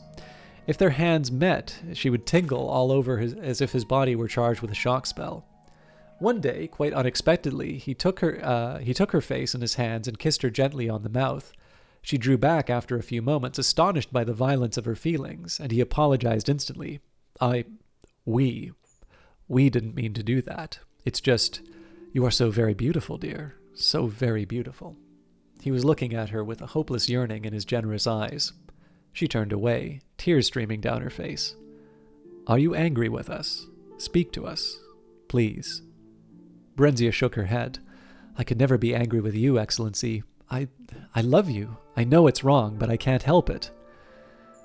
"We have a consort," he said. "She is a good and virtuous woman, the mother of our children and future heirs. We could never put her aside. Yet there is nothing between us and her, no sharing of the spirit. She would have us be other than what we are. We are the most powerful person in all Tamriel, and Barenziah, I think I am the most lonely as well." He stood up suddenly. "Power," he said with sublime contempt. "I trade a goodly share of it for youth and love if the gods would only sanction it." "But you are strong and vigorous and vital, more than any man I've ever known." He shook his head vehemently. "Today, perhaps, yet I am less than I was yesterday, last year, 10 years ago. I feel the sting of my mortality, and it is painful." "If I can ease your pain, let me." Barenziah moved towards him, hands outstretched. "No, I would not take your innocence from you. I'm not that innocent." "How so?" The Emperor's voice suddenly grated harshly, his brows knitted. Barenziah's mouth went dry. What had she just said? But she couldn't turn back now. He would know. "There was straw," she faltered. I was lonely too. Am lonely. And not so strong as you." She cast her eyes down in abasement. I guess I'm not worthy, Excellency." No, not so, Barenziah. My Barenziah. It cannot last for long. You have a duty toward Mournhold, and a duty toward the Empire. I must tend toward mine as well. But while we may, shall we share what we have, what we can, and pray the One forgive us our frailty?" Tiber Septim held out his arms, and wordlessly, willingly, Barenziah stepped into his embrace. "You caper on the edge of a volcano, child," Durlane admonished as Barenziah admired the splendid star sapphire ring her imperial lover had given her to celebrate their 1-month anniversary. "How so? We make one another happy. We harm no one. Symmachus bade me to be discriminating and discreet, and who better could I choose? And we've been the most discreet. He treats me like a daughter in public." Tiber Septim's nightly visits were made through a secret passage that only a few in the palace were privy to, himself and a handful of trusted bodyguards. "He slavers over you like a cur his supper, Have you not noticed the coolness of the Empress and her son toward you? Barenziah shrugged. Even before she and Septim had become lovers, she'd received no more from his family than bare civility, threadbare civility. What matter? It is Tiber who holds the power, but it is his son who holds the future. Do not put his mother up to public scorn, I beg you. Can I help it if that dry stick of a woman cannot hold her husband's interest even in the conversation at dinner? Have less to say in public, that is all I ask. She matters little, it is true, but her children love her, and you do not want them as enemies. Tiber Septim has not long to live, I mean. Drelane amended quickly at Barenziah's scowl. Humans are all short-lived, ephemeral, as we of the elder races say. They come and go as the seasons, but the families of the powerful ones live on for a time. You must be a friend to this family if you would see lasting profit from your relationship. But how can I make you see truly? You who are so young and human-bred as well. If you take heed, and wisely, you and Mournhold are likely to live to see the fall of Septim's dynasty, if indeed he has founded one, just as you have witnessed its rise. It is the way of human history. They ebb and flow like the inconstant tides. Their cities and dominions bloom like spring flowers, only to wither and die in the summer's sun. But the elves endure. We are as a year to their hour, a decade to their day. Barenziah just laughed. She knew that the rumors abounded about her and Tiber Septim. She enjoyed the attention, for all save the Empress and her son seemed captivated by her. Minstrels sang of her dark beauty and her charming ways. She was in fashion and in love, and if it was temporary, well, what was not? She was happy for the first time she could remember, each of her days filled with joy and pleasure, and the nights were even better. What is wrong with me? Barenziah lamented. Look, not one of my skirts fit. What's become of my waistline? Am I getting fat? Barenziah regarded her thin arms and legs and her undeniably thickened waist in the mirror with displeasure. Drelane shrugged. You appear to be with child, young as you are. Constant pairing with a human has brought you to early fertility. I see no choice for you but to speak with the Emperor about it. You are in his power. It would be best, I think, for you to go directly to Mournhold if he would agree to it and bear the child there. Alone? Barenziah placed her hands on her swollen belly, tears forming in her eyes. Everything in her yearned to share the fruit of her love with her lover. He'll never agree to that. He won't be parted from me now, you'll see. Drelane shook her head. Although she said no more, a look of sympathy and sorrow had replaced her usual cool scorn. That night, Barenziah told Tiber Septim when he came to her for their usual assignation. With child? He looked shocked. No, stunned. You're sure of it? But I was told elves do not bear at so young an age. Barenziah forced a smile. How can I be sure? I shall have my healer fetched. The healer, a high elf of middle years, confirmed that Barenziah was indeed pregnant, and that such a thing had never before been known to happen. It was testimony to his excellency's potency, the healer said in sycophantic tones. Tiber Septim roared at him. This must not be, he said. Undo it. We command you. Sire, the healer gaped at him. I may not. Of course you can, you incompetent dullard, the Emperor snapped. It is our express wish that you do so. Barenziah, till then silent and wide-eyed with terror, suddenly sat up in bed. No, she screamed. No, what are you saying? Child. Tiber Septim sat down beside her, his face wearing one of his winning smiles. I'm so sorry, truly, but this cannot be. Your issue would be a threat to my son and his sons. I shall no more put it plainly than that. The child I bear is yours, she wailed. No, it is now but a possibility, a might be, not yet gifted with a soul or quickened into life. I will not have it so. I forbid it. He gave the healer another hard stare, and the elf began to tremble. Sire, it is her child. Children are few among the elves. No elven woman conceives more than 4 times, and that is very rare. 2 is the usual number. Some bear none, even, and some only 1. If I take this one from her, sire, she may not conceive again. You promised us she would not bear to us. We've little faith in your prognostications. Barenziah scrambled naked from the bed and ran for the door, not knowing where she was going. Only that she could not stay. She never reached it. Darkness overtook her. She awoke to pain and a feeling of emptiness, a void where something used to be. Something that used to be alive, but now was dead and gone forever. Drelane was there to soothe the pain and clean up the blood that still pooled at times between her legs. But there was nothing to fill the emptiness. There was nothing to take the place of the void. The emperor sent magnificent gifts and vast arrangements of flowers, and came on short visits, always well attended. Barenziah received these visits with pleasure at first, but Tiber Septim came no more at night, and after some time, nor did she wish him to. Some weeks passed, and when she was recovered completely physically,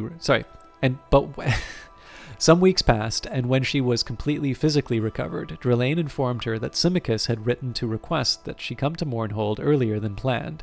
It was announced that she would leave forthwith. She was given a grand retinue, an extensive trousseau befitting a queen, and an elaborate, impressive ceremonial departure from the gates of the Imperial City. Some people were sorry to see her leave and expressed their sadness in tears and expostulations, but some others were not, and did not.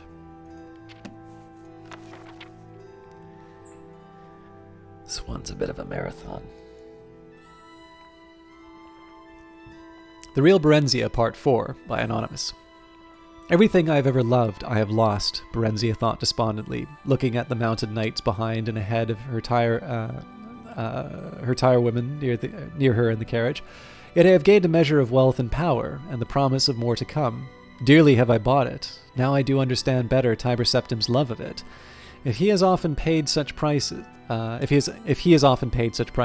for surely worth is measured by the price we pay. By her wish, she rode on a shiny roan mare, clad as a warrior in resplendent chainmail of dark elven make. As the days slowly slipped by and her train rode the winding road eastward to the setting sun, around her gradually rose the steep-sided mountain slopes of Morrowind. The air was thin, and a chill late autumn wind blew constantly, but it was also rich with the sweet spicy smell of the late-blooming black rose, which was native to Morrowind and grew in every shadowy nook and crevice of the highlands, finding nourishment even in the stoniest banks and ridges. In small villages and towns, ragged dark elven folk gathered along the road to cry her name or simply gape. Most of her nightly escort were Redguards, with a few high elves, Nords, and Bretons. As they wove their way into the heart of Morrowind, they grew increasingly uncomfortable and clung together in protective clusters. Even the elven knights seemed wary, but Barenziah felt at home, at last. She felt the welcome extended to her by the land. Her land. Symmachus met her at the Mournhold border with an escort of knights, about half of whom were dark elven, in imperial battle dress, she noted. There was a grand parade of entry into the city and speeches of welcome from stately dignitaries. I've had the Queen's suite refurbished for you, the general told her later when they reached the palace. But you may change anything not to your taste, of course. He went on about the details of the coronation, which was to be held in a week. He was his old commanding self, but she sensed something as well. He was eager for her approval of the arrangements. He was in fact fishing for it. That was new. He had never required her commendation before. He asked nothing about her stay in the Imperial City or her affair with Tiber Septim, although Barenziah was certain Drelane had told him, or earlier written him, everything in detail. The ceremony itself, like so much else, was a mixture of old and new, parts of it from the ancient dark elven tradition of Mournhold, the others dictated by imperial decree. She was sworn to the service of the Empire in Tiber Septim, as well as to the land of Mournhold and its people. She accepted oaths of fealty and allegiance from the people, the nobility, and the council. The last was composed of a blend of imperial emissaries, advisors they were called, and native representatives of the Mournhold people, who were mostly elders in accordance with elven custom. Barenziah later found that much of her time was occupied in attempting to reconcile these two factions and their cronies. The elders were expected to do most of the conciliating, in light of the reforms introduced by the Empire pertaining to land ownership and surface farming, but most of these went clean against dark elven observances. Tiber Septim, in the name of the One, had ordained a new tradition, and apparently even the gods and goddesses themselves were expected to obey. The new queen threw herself into her work and her studies. She was through with love and men for a long, long time, if not forever. There were other pleasures, she discovered, as Symmachus had promised her long ago, those of the mind and those of power. She developed, surprisingly, for she had always rebelled against her tutors at the Imperial City, a deep love for dark elven history and mythology, a hunger to know more fully the people from whom she had sprung. She was gratified to learn that they had been proud warriors and skilled craftsmen and cunning mages since time immemorial. Tiber Septim lived for another half-century, during which she saw him on several occasions, as she was bidden to the Imperial City on one reason of state or another. He greeted her with warmth during these visits, and they even had long talks together about the events in the Empire when opportunity would permit. He seemed to have quite forgotten that there had ever been anything between them more than easy friendship and a profound political alliance. He changed little as the years passed. Rumor had it that his mages had developed spells to extend his vitality, and that even one had granted him immortality. Then one day a messenger came with the news that Tiber Septim was dead, and his grandson, Pelagius, was now emperor in his place. They had heard the news in private, she and Symmachus. The sometime imperial general, now her most trusted prime minister, took it stoically, as he took most everything. Sometimes it doesn't seem possible, Barenziah said. I told you, it's the way of humans.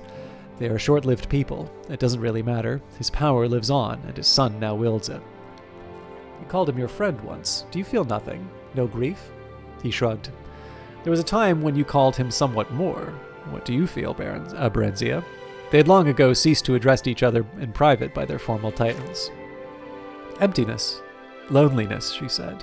And then she too shrugged. But that's not new. I know, he said softly, turning her hand. Barenziah. He turned her face up and kissed her. The act filled her with astonishment. She couldn't remember his ever touching her before. She'd never thought of him in that way, and yet, undeniably, an old familiar warmth spread through her. She'd forgotten how good it felt, that warmth. Not the scorching heat she'd felt with Tiber Septim, but the comforting, robust ardor she somehow associated with Straw! Straw! Poor Straw.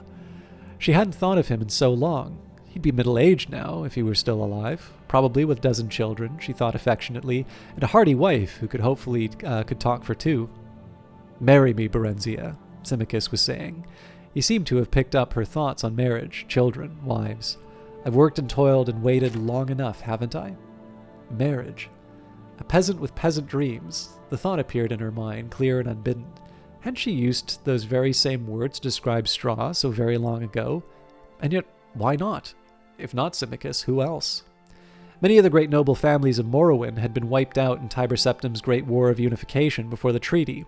Dark Elven rule had been restored, it was true, but not the true nobility.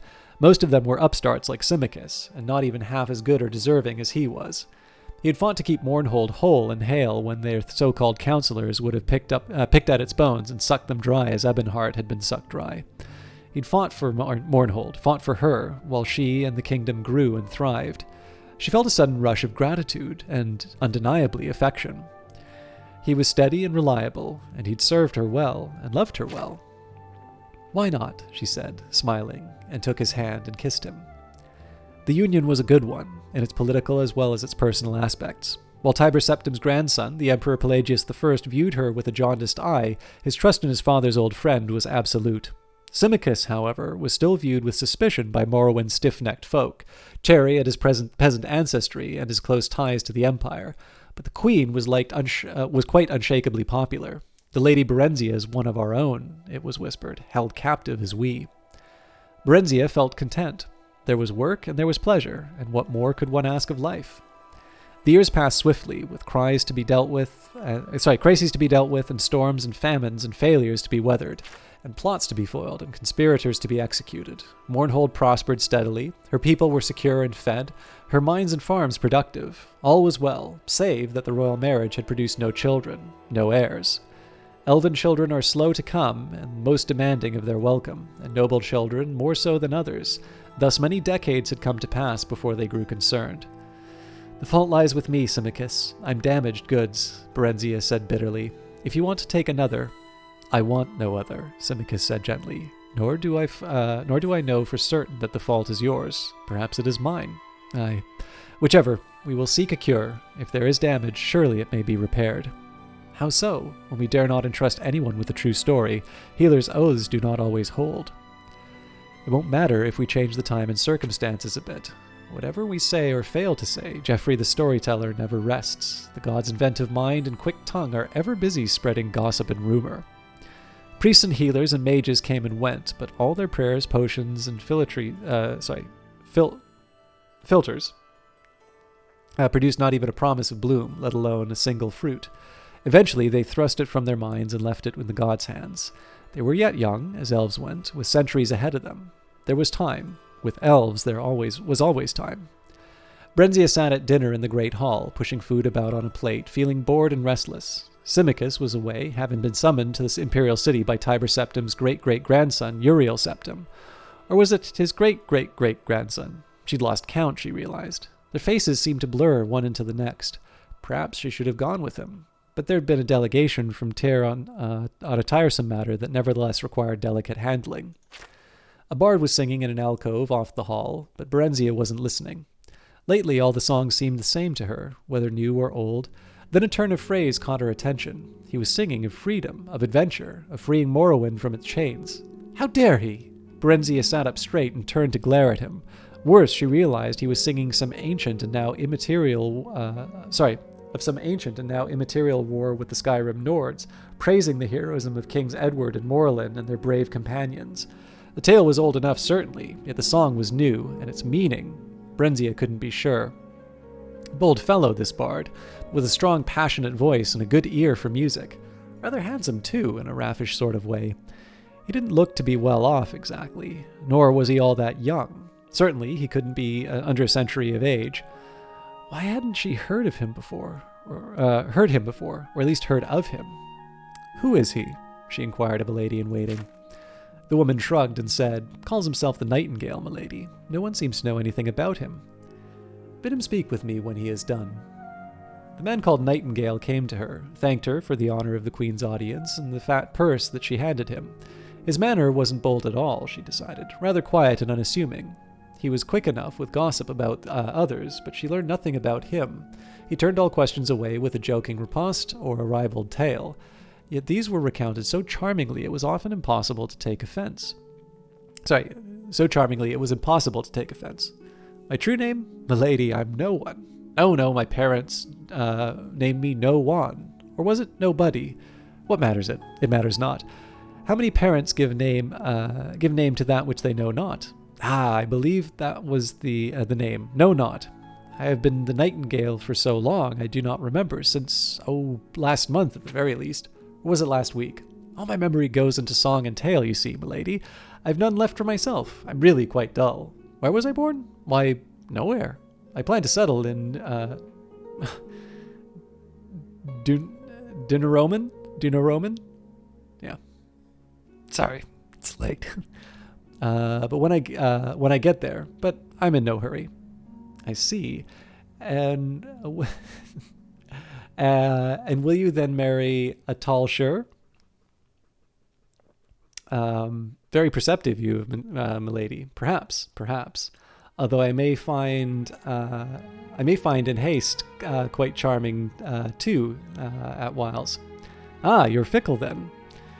Like the wind, milady, I blow hither and yon, hot and cold, as chance suits. Chance is my suit, not else wears on me. Barenziah smiled. Stay with us a while, then, if you will, my lord, Erratic? Oh, I think erratic? Yeah.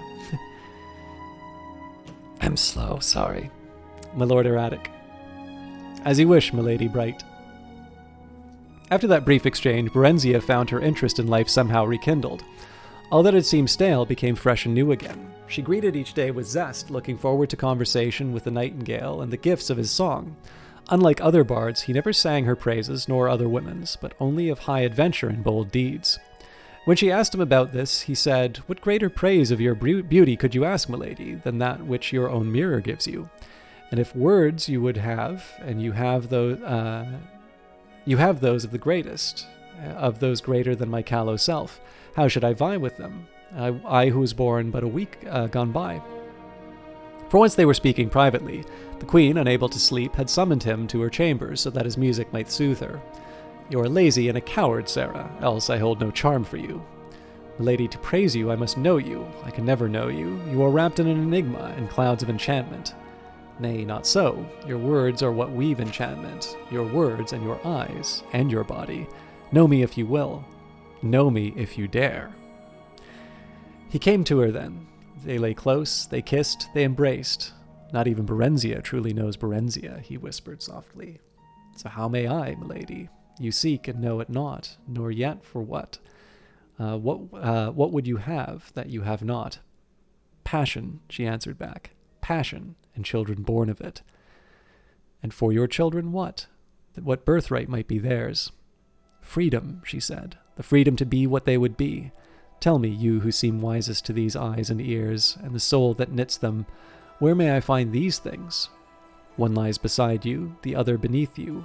But would you dare sketch out on your hand that you might take what could be yours and your children's? Symmachus. In my person lies the answer to the part of what you seek. The other lies hidden below us in these your very kingdom's minds, that which will grant us the power to fulfill and achieve our dreams, that which Edward and Morlin between them used to free High Rock and their spirits from the hateful domination of the Nords. If it be properly used, milady, none may stand against it, not even the power the Emperor controls. Freedom, you say? Barenziah, freedom it gives from the chains that bind you. Think on it, milady. He kissed her again softly and withdrew. You're not leaving? She cried out. Her body yearned for him. For now, he said. Pleasures of the flesh are nothing besides what we might have together. I would have you think on what I have just said. I don't need to think. What must we do? What preparations must be made? Why, none. The mines may not be entered freely, it is true, but with the queen at my side, who will stand athwart? Once below, I can guide you to where this thing lies and lift it from its resting place. Then the memory of her endless studies slid into place. The horn of summoning, she whispered in awe. Is it true? Could it be? How do you know? I've read that it's buried beneath the measureless caves of Daggerfall. Nay, long have I studied this matter. Ere his death, King Edward gave the horn for safekeeping into the hand of his old friend King Morlin, and he in turn secreted it here in Mournhold under the guardianship of the god Effin, whose birthplace in Bailiwick this is. Now you know what it has cost me many a long year and weary mile to discover. But the god? What of Effin? Trust me, milady heart, all will be well. Laughing softly, he blew her a last kiss and was gone. On the morrow they passed the guards at the great portals that led into the mines and further below. Under pretense of her customary tour of inspection, Barenziah, unattended but for the Nightingale, ventured into the cavern after subterranean cavern. Eventually they reached what looked like a forgotten sealed doorway, and upon entering found that it led to an ancient part of the workings, long abandoned. The going was treacherous, for some of the old shafts had collapsed, and they had to clear a passage through the rubble or find a way around the more impassable piles. Vicious rats and huge spiders scurried here and there, sometimes even attacking them, but they proved no match for Barenziah's firebolt spells or the Nightingale's quick dagger. We've been gone too long, Barenziah said at length. They'll be looking for us. What will I tell them? Whatever you please, the Nightingale laughed. You are the queen, aren't you? Lord Symmachus. That peasant obeys whoever holds power. Always has, always will. We shall hold the power, milady love. His lips were sweetest wine, his touch both fire and ice. Now, she said, take me now. I'm ready. Her body seemed to hum, every nerve and muscle taut. Not yet, not here, not like this. He waved around, indicating the aged, dusty debris and grim walls of rock. Just a little while longer. Reluctantly, Barenziah nodded her assent. They resumed walking. Here, he said at last, pausing before a blank barrier. Here it lies. He scratched a rune into the dust, his other hand weaving a spell as he did so. The wall dissolved. It revealed an entrance to some ancient shrine. In the midst stood a statue of a god, hammer in hand, poised above an adamantium anvil. By my blood, Ephim, the Nightingale cried, I bid thee waken. Morlin's heir of Ebonheart am I, last of the royal line, sharer of thy blood, at Morrowind's last need, with all of Elvendom in dread peril of their selves and souls. Release to me that guerdon which thou gardst. Now do I bid thee strike. As his final words, the statue glowed and quickened. The blank stone eyes shone a bright red. The massive head nodded. The hammer smote the anvil and split it asunder with a thunderous crash, the stone god itself crumbling. Barenziah clapped her hands over her ears and crouched down, shaking terribly and moaning out loud.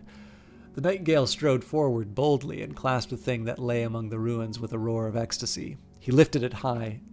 Someone's coming, Barenziah cried in alarm, then noticed for the first time what it was he was holding aloft. Wait, that's not the horn, it's a staff.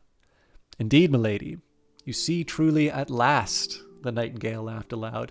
I'm sorry, milady sweet, but I must leave you now. Perhaps we shall meet again one day. Until then, Symmachus, he said to the mail-clad figure who appeared behind them. She is all yours. You may claim her back. No! Barenziah screamed. She sprang up and ran towards him, but he was gone, winked out of existence. Just as Symmachus, claymore drawn, reached him, his blade cleaved a single stroke through the empty air. He then stood still as if taking the stone god's place. Barenziah said nothing, heard nothing, saw nothing, felt nothing. Symmachus told the half dozen or so elves who had accompanied him that the Nightingale and the Queen Barenziah had lost their way and had been set upon by giant spiders, that the Nightingale had lost his footing and fallen into a deep crevice, which closed over him, that his body could not be recovered, that the Queen had been badly shaken by the encounter and deeply mourned the loss of her friend, who had fallen in her defense. Such was Symmachus's presence and power of command that the slack-jawed knights, none of whom had caught more than a glimpse of what happened, were convinced that it was all exactly as he said. The queen was escorted back to the palace and taken to her chamber, whereupon she dismissed her servants in waiting. She sat still before her mirror for a long time, stunned, too distraught even to weep. Symmachus stood watching over her. "Do you have any idea what you have just done?" he said finally, flatly, coldly. "You could have told me," Barenziah whispered. "The Staff of Chaos. I never dreamed it lay here." He said, a mewling escaped her lips, and she doubled over in despair. "Oh, what have I done? What have I done? What happens now? What's to become of me? Of us?" "Did you love him?" Yes. Oh, my Symmachus, the gods have mercy on me, but I did love him. Did. But now, I don't know. I'm not sure. Symmachus's hard-lined face softened slightly, and his eyes glittered with new light, and he sighed. That's something then. You'll become a mother yet, if it's within my power. As for the rest, Barenziah, my dearest Barenziah, I expect you have loosed a storm upon the land. It'll be a while yet in the brewing, but when it comes, we'll weather it together, as we always have. He came over to her then, and stripped her of her clothing and carried her to the bed. Out of grief and longing, her enfeebled body responded to his brawny one, as it never had before, pouring forth all that the nightingale had wakened to life in her, and in so doing, calming the restless ghosts of all that he had destroyed. She was empty and emptied, and then she was filled, for a child was planted and grew within her. As her son flourished in the womb, so did her feeling towards patient, faithful, devoted Symmachus, which had been rooted in long friendship and unbroken affection, and which now at last ripened into the fullness of true love. 8 years later, they were again blessed, this time with a daughter. Directly after the Nightingale's theft of the Staff of Chaos, Symmachus had sent urgent secret communiques to Uriel Septim. He had not gone himself, as he normally would have, choosing instead to stay with Barenziah during her fertile period to father a son upon her. For this, and for the theft, he suffered Uriel Septim's temporary disfavor and unjust suspicion. Spies were sent in search of the thief, but the Nightingale seemed to have vanished whence he had come, wherever that was. "Dark elf in part, perhaps," said Barenziah, "but part human too, I think, in disguise, else I would not have come so quickly to fertility." "Part dark elf for sure, and of ancient Rathim's lineage at that, else he would not have been able to free the staff," Symmachus reasoned. He turned to peer at her fixedly. "I don't think he would have lain with you. As an elf, he did not dare, for then he would have not have been able to part from you." He smiled. Then he turned serious once more. "I knew the staff lay there, not the horn, and that he must teleport to safety. That staff is not a weapon that would have seen him clear, unlike the horn. Praise the gods that he at least does not have that. It seems all was as he expected. But how did he know? I placed the staff there myself, with the aid of the ragtail end of the Rathim clan, who now sits king in Castle Ebonheart as a reward. Tiber Septim claimed the horn, but left the staff for safekeeping. Now the Nightingale can use the staff to sow seeds of strife and dissension wherever he goes, if he wishes. Yet that alone will not gain him power. That lies with the horn and the ability to use it." "I'm not so sure it's power that Nightingale seeks," Barenziah said. "All seek power," Symmachus said, "each in their own way." "Not I," she answered. "I, my lord, have found that for which I have sought." All right, sorry. I'm just going to take a minute to shift because it's really tough to do hundreds of pages like this.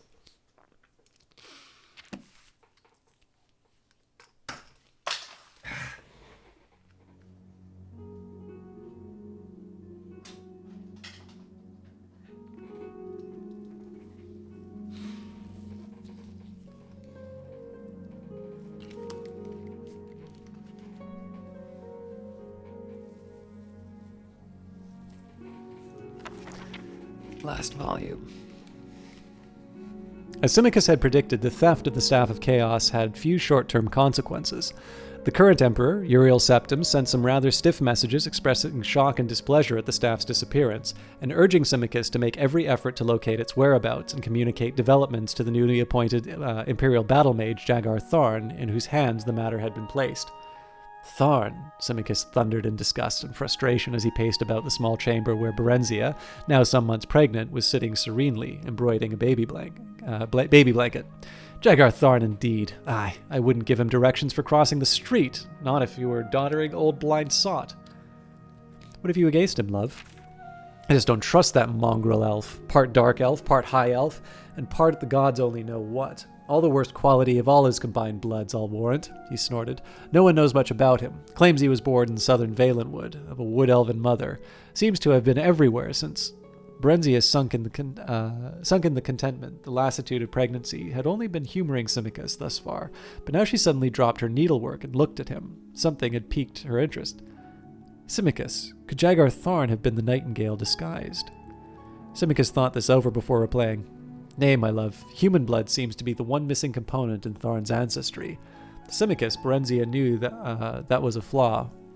Her husband despised wood elves as lazy thieves and high elves as effete intellectuals, but he admired humans, especially Bretons, for their combination of pragmatism, intelligence, and energy.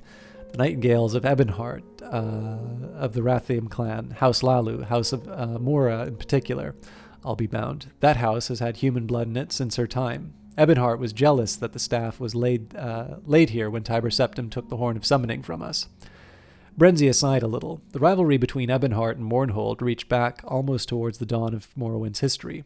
Once the two nations had been won, all the lucrative mines had been held in fief by the Rathims, whose nobility retained the high kingship of Morrowind. Ebonheart had split into two separate city-states, Ebonheart and Mournhold, where Queen Leon's twin sons, grandsons of the legendary King Morlin, were left as joint heirs. At about the same time, the office of High King was vacated in favor of a temporary war leader to be named by a council in times of provincial emergency. Still, Ebonheart remained jealous of her prerogatives as the eldest city-state of Morrowind. First among equals was the phrase the rulers often quoted, and claimed that rightful guardianship of the Staff of Chaos should have been entrusted to its ruling house.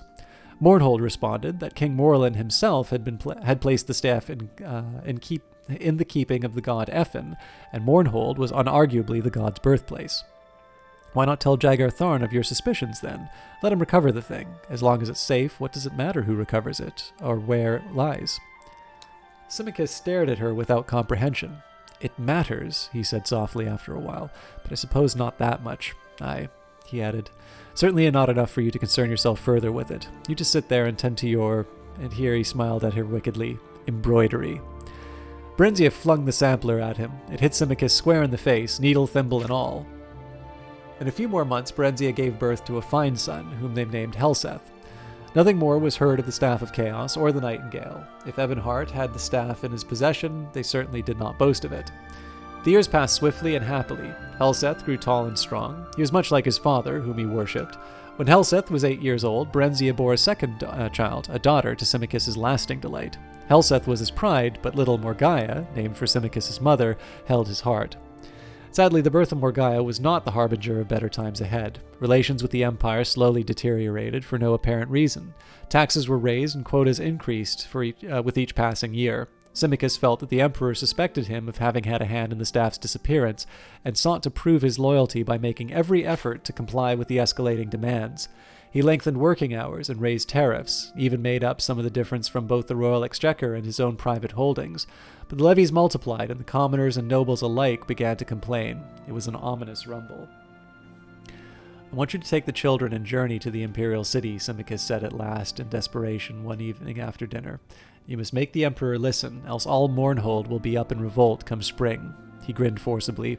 You have a way with men, love. You always did. Barenziah forced a smile of her own. Even with you, I take it? Yes, especially with me, he acknowledged amiably. Both children? Barenziah looked over toward a corner window where Helseth was strumming a lute and crooning a duet with his little sister. Helseth was 15 by then, Morgaiah 8. They might soften his heart. Besides, it's high time Helseth was presented before the Imperial Court. Perhaps, but that's not your true reason. Barenziah took a deep breath and grasped the nettle. You don't think you can keep them safe here. If that's the case, then you're not safe here either. Come with us, she urged. He took her hands in his. Barenziah, my love, heart of my heart, if I leave now, there'll be nothing for us to return to. Don't worry about me. I'll be all right. I can take care of myself. And I can do it better if I'm not worrying about you or the children. Barenziah laid her head against his chest. Just remember that we need you. I need you. We can do without the rest of it if we have each other. Empty hands and empty bellies are easier to bear than an empty heart. She started to cry, thinking that of the nightingale and that sordid business with the staff. My foolishness has brought us to this pass. He smiled at her tenderly. If so, 'tis not so bad a place to be. His eyes rested indulgently on their children. None of us shall ever go without or want for anything. Ever. Ever, my love. I promise you. I cost you everything once, Barenziah. I and Tiber Septim. Without my aid, the Empire would never have begun. I helped its rise. His voice hardened. I can bring about its fall. You may tell Uriel Septim that. That and my patience is not infinite. Barenziah gasped. Symmachus was not given to empty threats. She'd no more imagined that he would ever turn against the Empire than that the old house wolf lying by the grate would turn on her. How? She demanded breathlessly. But he shook his head. Better that you not know, he said. Just tell him what I told you should he prove recalcitrant. And do not fear. He's septim enough that he will not take it out on the messenger. He smiled grimly. For if he does, if he ever harms the least hair on you, my love, or the children, so help me all the gods of Tamriel, he'll pray that he hadn't been born. I'll hunt him down, him and his entire family, and I won't rest until the last septim is dead. The red dark elven eyes of Symmachus gleamed brightly in the ebbing firelight. I plight you that oath, my love, my queen, my Barenziah.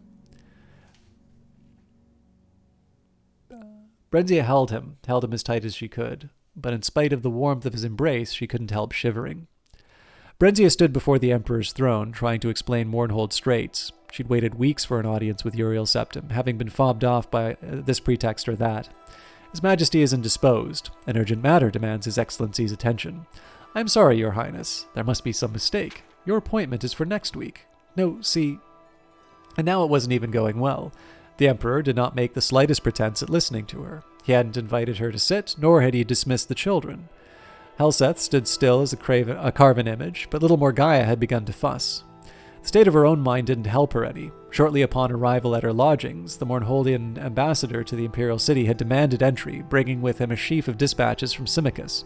Bad news, and plenty of it. The revolt had finally begun. The peasants had organized around a few disgruntled members of Mournhold's minor nobility, and were demanding Symmachus step down and hand over the reins of government. Only the Imperial Guard and a handful of troops, whose families had been retainers of Barenziah's house for generations, stood between Symmachus and the rabble.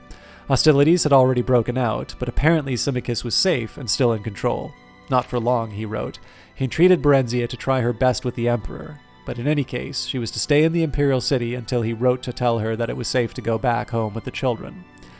She had tried to barge her way through the Imperial bureaucracy with little success, and to add to her growing panic, all news from Mournhold had come to a sudden stop. Tottering between rage at the Emperor's numerous majordomos and fear of the fate awaiting her and her family, the weeks had passed by tensely, agonizingly, remorselessly.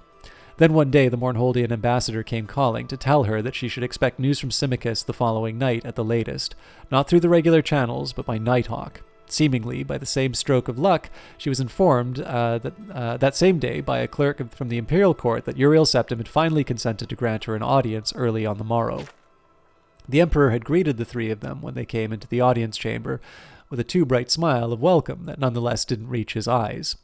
Then, as she presented her children, he had gazed at them with fixed attention that was real, yet somehow inappropriate. Barenziah had been dealing with humans for nearly 500 years now, and had developed the skill for reading their expressions and movements that was far beyond what any human could perceive. Try as the Emperor might try to conceal it, there was hunger in his eyes, and something else. Regret? Yes, regret. But why? He had several fine children of his own. Why covet hers? And why look at her with such vicious, however brief, yearning? perhaps he was tired of his consort. Humans were notoriously, though predictably, inconstant. After that one long burning glance, his gaze had shifted away as she began to speak of her mission and the violence that had erupted in Mournhold. He sat still as stone throughout her entire account. Puzzled at his inertia and vexed to no end, Barenziah stared into the pale, set face, looking for some trace of the Septums that she'd known in the past. She didn't know Uriel Septim well, having met him once when he was still a child, and then again at his coronation 20 years later. Twice, that was all. He'd been a stern and dignified presence at the ceremony, even as a young adult, yet not icily remote as this more mature man was. In fact, despite the physical resemblance, he didn't seem to be the same man at all. Not the same, yet something about him was familiar to her, more familiar than it should be. Some trick of posture or gesture. Suddenly she felt very hot, as if lava had been poured all over her. Illusion! She had studied the arts of illusion well since the Nightingale had deceived her so badly. She had learned how to detect it, and she felt it now, as certainly as a blind man could feel the sun on his face. Illusion, but why? Her mind worked furiously, even as her mouth went on reciting the details about Mournhold's troubles. Vanity? Humans were oft as ashamed at the signs of aging as elves were proud to exhibit them. Yet the face Uriel Septim wore seemed consistent with his age. Barenziah dared use none of her own magic. Even petty nobles had means of detecting magicka, if not actually shielding themselves from its effects within their own halls. The use of sorcery here would bring down the Emperor's wrath as surely as drawing a dagger would. Magic. Illusion. Suddenly she was brought to mind of the Nightingale, and then he was sitting before her. The vision changed. Then the vision changed, and it was Uriel Septim. He looked sad, trapped, and then the vision faded once more, and another man sat in his place, like the Nightingale, and yet unalike. Pale skin, bloodshot eyes, elven ears, and about him a fierce glow of concentrated malice, an aura of eldritch energy, a horrible, destructive shimmer. This man was capable of anything. And then, once again, she was looking into the face of Uriel Septim. How could she be sure that she wasn't imagining things? Perhaps her mind was playing tricks on her. She felt a sudden vast weariness, as if she'd been carrying a heavy burden too long and too far. She decided to abandon her earnest narrative of Mournhold's ills, as it was quite plainly getting her nowhere, and switch back to pleasantry. Pleasantry, however, with a hidden agenda. Do you remember, Sire Symmachus and I had dinner with your family shortly after your father's coronation?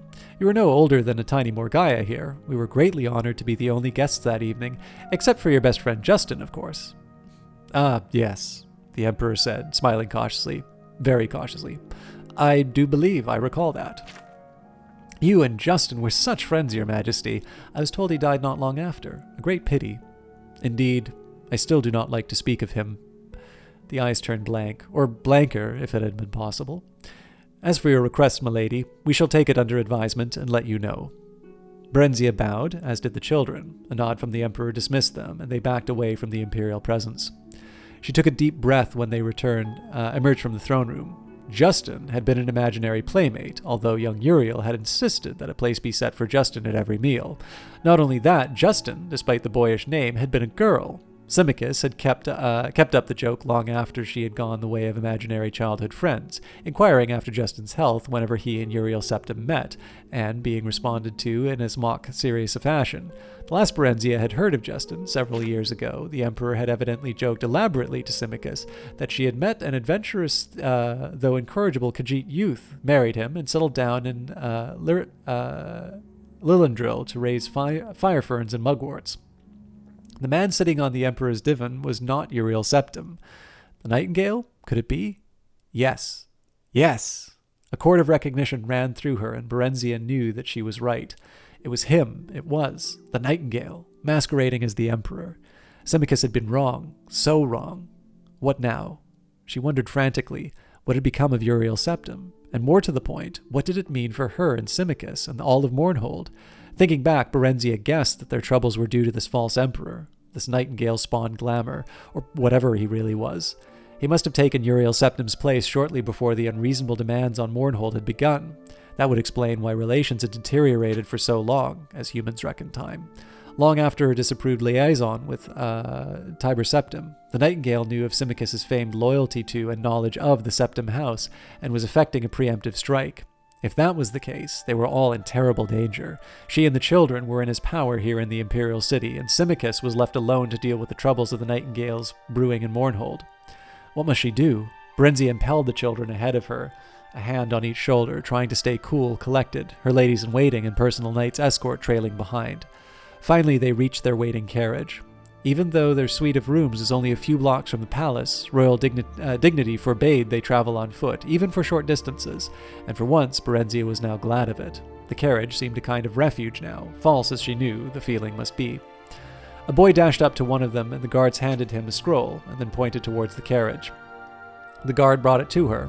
The boy waited, eyes wide and shining. The epistle was brief and complimentary, and simply inquired if King Edware of Wayrest of the province of High Rock might be granted an audience with the famed Queen Barenziah of Mournhold, as he had heard much of her and would be pleased to make her acquaintance. Barenziah's first impulse was to refuse. She wanted only to leave the city. Certainly she had no inclination towards any dalliance with a dazzled human. She looked up, frowning, and one of the guards said, "Lady, the boy says his master awaits your reply yonder." She looked in the direction indicated and saw a handsome elderly man on horseback, surrounded by a half-dozen courtiers and cavaliers. He caught her eye and bowed respectfully, taking off a plumed hat. "Very well," Barenziah said to the boy on impulse. "Tell your master he may call on me tonight after the dinner hour." King Edward looked polite and grave, and rather worried, but not in the least love-struck. At least that was something, she thought pensively. Barenziah stood at the tower window, waiting. She could sense the familiar's nearness, but though the night sky was clear as day, to her eyes, she could not see him. Then, suddenly, he was there, a swift-moving dot beneath the wispy night clouds. A few more minutes, and a great nighthawk finished its descent, wings folding, talons reaching for her thick leather armband. She carried the bird to its perch, where it waited, panting, as her impatient fingers felt for the message secured in a capsule on one leg. The hawk dragged mightily from the water till she had done, then ruffled its feathers and preened, secure in her presence. A tiny part of her consciousness shared its satisfaction at a job well done, mission accomplished, and rest earned, yet beneath it all was unease. Things were not right, even to its humble avian mind. Her fingers shook as she unfolded the thin parchment and pored over the cramped writing, not Symmachus's bold hand. Barenziah sat slowly, fingers smoothing the document as she prepared her mind and body to accept disaster calmly, if disaster it would be. Disaster it was. The Imperial Guard had deserted Symmachus and joined the rebels. Symmachus was dead. The remaining loyal troops had suffered a decisive defeat. Symmachus was dead. The rebel leader had been recognized as King of Mournhold by Imperial envoys. Symmachus was dead. Barenziah and the children had been declared traitors to the Empire and a price set on their heads. Symmachus was dead. So the audience with the Emperor early that morning had been nothing but a ruse, a charade. The Emperor must have already known. She was just being strung along, told to stay put. Take things easy. Milady, Queen, enjoy the Imperial City and the delights it has to offer. Do make your stay as long as you want. Her stay, her detention, her captivity, and in all probability her impending arrest. She had no delusions about her situation. She knew the Emperor and his minions would never let her leave the Imperial City ever again, at least not alive. Symmachus was dead. Milady? Barenziah jumped, startled by the servant's approach. What is it? The Bretons here, milady. King Edware. The woman added helpfully, noting Barenziah's incomprehension. She hesitated. Is there news, milady? She said, nodding towards the Nighthawk. Nothing that will not wait, Barenziah said quickly, and her voice seemed to echo the emptiness that suddenly yawned like a gaping abyss inside her. See to the bird. She stood up, smoothed her gown, and prepared to attend on her royal visitor. She felt numb as the stone walls around her, numb as the quiescence of the night air, numb as a lifeless corpse. Symmachus was dead. King Edward greeted her gravely and courteously, if a bit fulsomely. He claimed to be a fervent admirer of Symmachus, who figured prominently in his family's legends. Gradually, he turned the conversation to her business with the Emperor. He inquired after details and asked if the outcome had been favorable to Mournhold. Finding her non-committal, he suddenly blurted out, Milady Queen, you must believe me. The man who claims himself the Emperor is an impostor. I know it sounds mad, but No, Barenziah said, with sudden decisiveness. You are entirely correct, my Lord King. I know. Edward relaxed into his seat for the first time, eyes suddenly shrewd. You know? You're not just humoring someone you think is a madman. I assure you, my lord, I am not. She took a deep breath. Who do you surmise is dissembling as the Emperor? The Imperial Battle Mage, Jagar Tharn. My Lord King, have you perchance heard of someone called the Nightingale? Yes, milady. As a matter of fact, I have. My allies and I believe him to be one and the same man as the renegade Tharn. I knew it! Barenziah stood up and tried to masker up evil. The Nightingale, Jagar Tharn. Oh, but the man was a demon, diabolical and insidious, and so very clever. He had contrived their downfall seamlessly, perfectly. Simicus. My Simicus! Edward coughed diffidently. Milady, we need your aid. Barenziah smiled grimly at the irony. I do believe I should be the one saying those words, but go on, please. Of what assistance might I be, my Lord King? Quickly the monarch outlined a plot. The mage, Rhea Silmain, of late apprenticed to the vile Jagar Tharn, had been killed and declared a traitor by the false emperor. Yet she had retained a bit of her powers and could still contact a few of those that she had known well on the mortal plane. She had chosen a champion who would undertake to find the Staff of Chaos, which had been hidden by the traitorous sorcerer in an unknown site. This champion was to wield the staff's power to destroy Jagar Tharn, who was otherwise invulnerable, and rescue the true emperor being held prisoner in another dimension. However, the champion, while thankfully still alive, now languished in the Imperial dungeons. Tharn's attention must be diverted while the Chosen One gained freedom. With Rhea's spirit's help. Barenziah had the false emperor's ears and seemingly his eyes. Would she provide the necessary distraction? I suppose I could obtain another audience with him, Barenziah said carefully. But would that be sufficient? I must tell you that my children and I have just recently been declared traitors to the Empire. In Bornhold, perhaps, milady, and Morrowind. Things are different in the Imperial City and the Imperial Province. The same administrative morass that makes it near impossible to obtain an audience with the Emperor and his ministers also quite assures that you would never be unlawfully imprisoned or otherwise punished without benefit of due legal process. In your case, milady, and your children's, the situation is further exacerbated by your royal rank. As queen and heirs apparent, your persons are considered inviolable, sacrosanct, in fact. The king grinned. The imperial bureaucracy, milady, is a double-edged claymore. So, at least she and the children were safe for the time being. Then a thought struck her. Lord King, what did you mean earlier when you said that I had the false emperor's eyes, and seemingly at that? Edwir looked uncomfortable. It whispered amongst the servants that Jagar Tharn kept your likeness in a sort of shrine in his chambers. I see. Her thoughts wandered momentarily to that insane romance of hers with the Nightingale. She had been madly in love with him, foolish woman. And the man she had once loved had caused to be killed the man she truly did love. Loved. He's gone now. She still couldn't bring herself to accept the fact that Simicus was dead. But even if he is, she told herself firmly, my love is alive and remains. He would always be with her, as with the pain of living the rest of her life without him, the pain of trying to survive each day, each night without his presence, his comfort, his love, the pain of knowing he would never see his children grow into a fine pair of adults who would never know their father, how brave he was, how strong, how wonderful, how loving, especially little Morgaya. And for all that you have done to my family, Nightingale, you must die. Does that surprise you? Edwir's words broke into her thoughts. What? Does what surprise me? Your likeness in Tharn's room. Oh, her features set imperturbably. Yes, and no. Edwir could see from her expression that she wished to change the subject. He turned once again to their plans. Our chosen one may need a few days to escape, milady. Can you gain him a bit more time? You trust me in this, my lord, king. Why? We're desperate, milady. We have no choice. But even if we did, why, yes, I would trust you. I do trust you. Your husband has been good to my family over the years. The Lord Simicus is dead. What? Barenziah related the recent events quickly and coolly. Milady, queen, but how dreadful. I'm so sorry. For the first time, Barenziah's glacial poise was shaken. In the face of sympathy, she felt her outward calm start to crumble. She gathered her composure and willed herself to stillness. Under the circumstances, milady, we can hardly ask... Nay, my good my lord, under the circumstances I must do what I may to avenge myself upon the murderer of my children's father. A single tear escaped the fortress of her eyes. She brushed it away impatiently. In return, I only ask that you protect my orphan children, as you may. Edwir drew himself up. His eyes shone. Willingly do so pledge, most brave and noble queen. The gods of our beloved land, indeed Tamriel itself, be my witnesses. His words touched her absurdly, yet profoundly.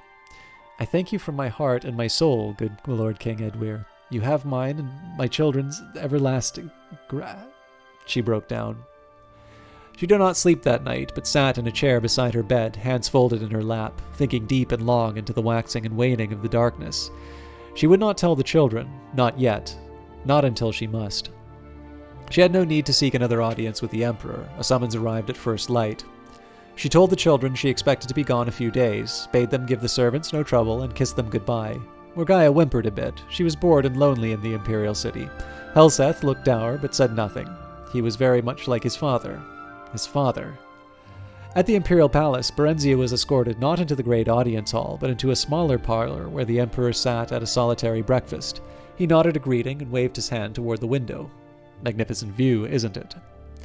Barenziah stared out over the towers of the great city. It dawned on her that this was the very chamber where she'd first met Tiber Septim all those years ago. Centuries ago. Tiber Septim, another man that she had loved.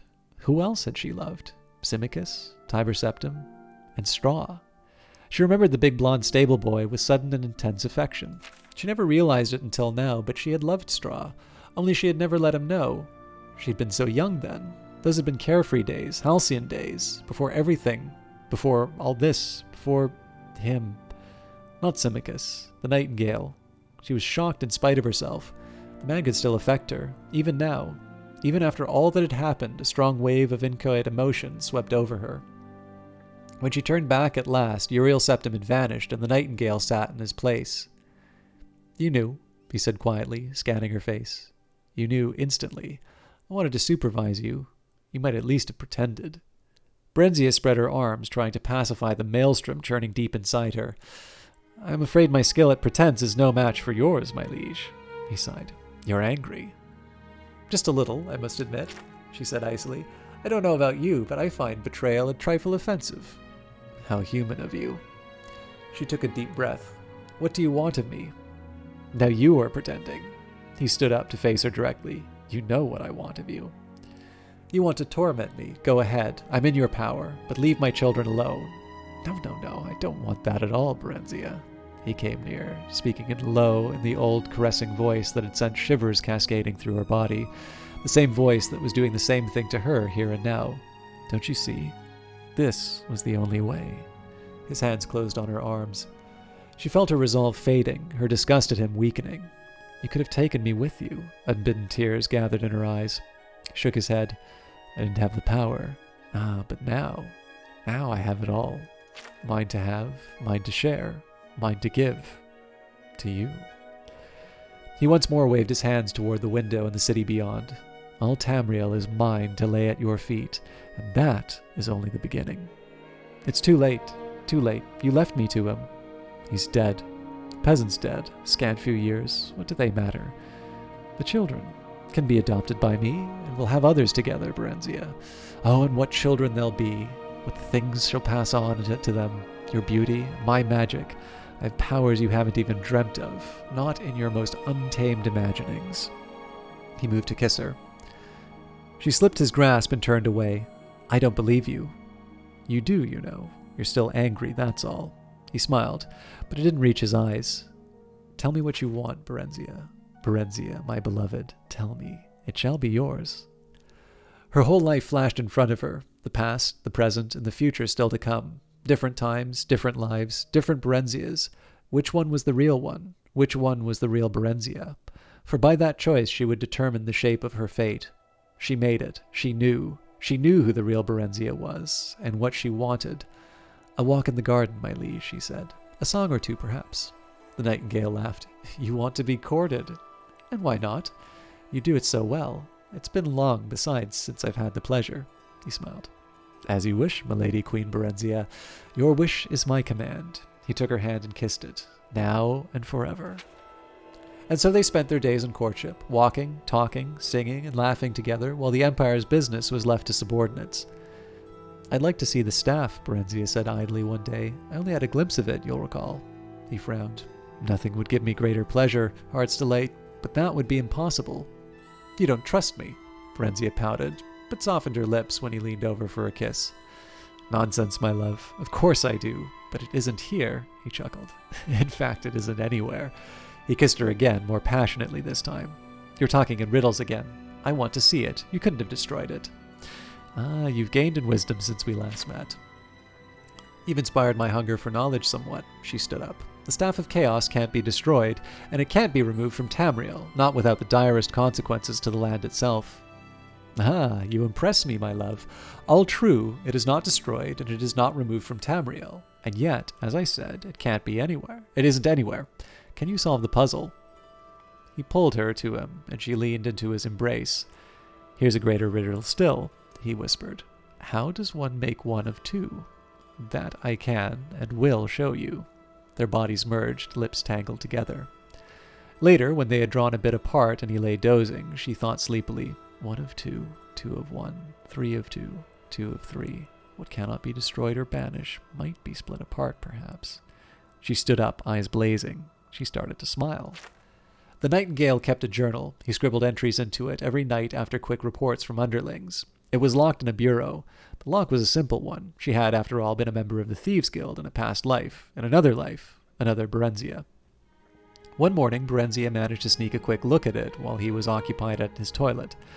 She discovered that the first piece of the Staff of Chaos was hidden in an ancient dwarvish mine called Fang Lair, although its location was given only in the vaguest of terms. The diary was crammed with jotted events in an odd shorthand and was very hard to decipher. All Tamriel, she thought, in his hands and mine, and more perhaps, and yet... For all his exterior charm, there was a cold emptiness where his heart should have been, a vacuum of which he was quite unaware, she thought. One could glimpse it now and then, and his eyes would go blank and hard, and yet, though he had a different concept of it, he yearned for happiness too and contentment. Peasant dreams, Barenziah thought, and straw flashed before her eyes again, looking lost and sad. And then Theris, with a feline Khajiit smile. Tiber Septim, powerful and lonely. Symmachus, solid, stolid Symmachus, who did what ought to be done, quietly and efficiently.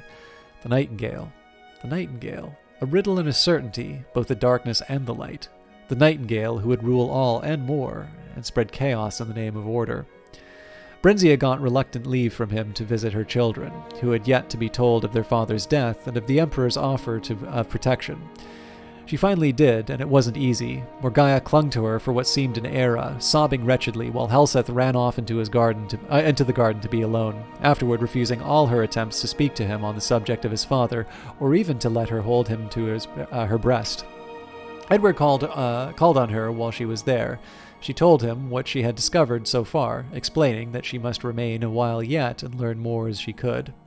The Nightingale teased her about her elderly admirer. He was quite aware of Edward's suspicion, but he wasn't the least bit perturbed, for no one took the old fool seriously.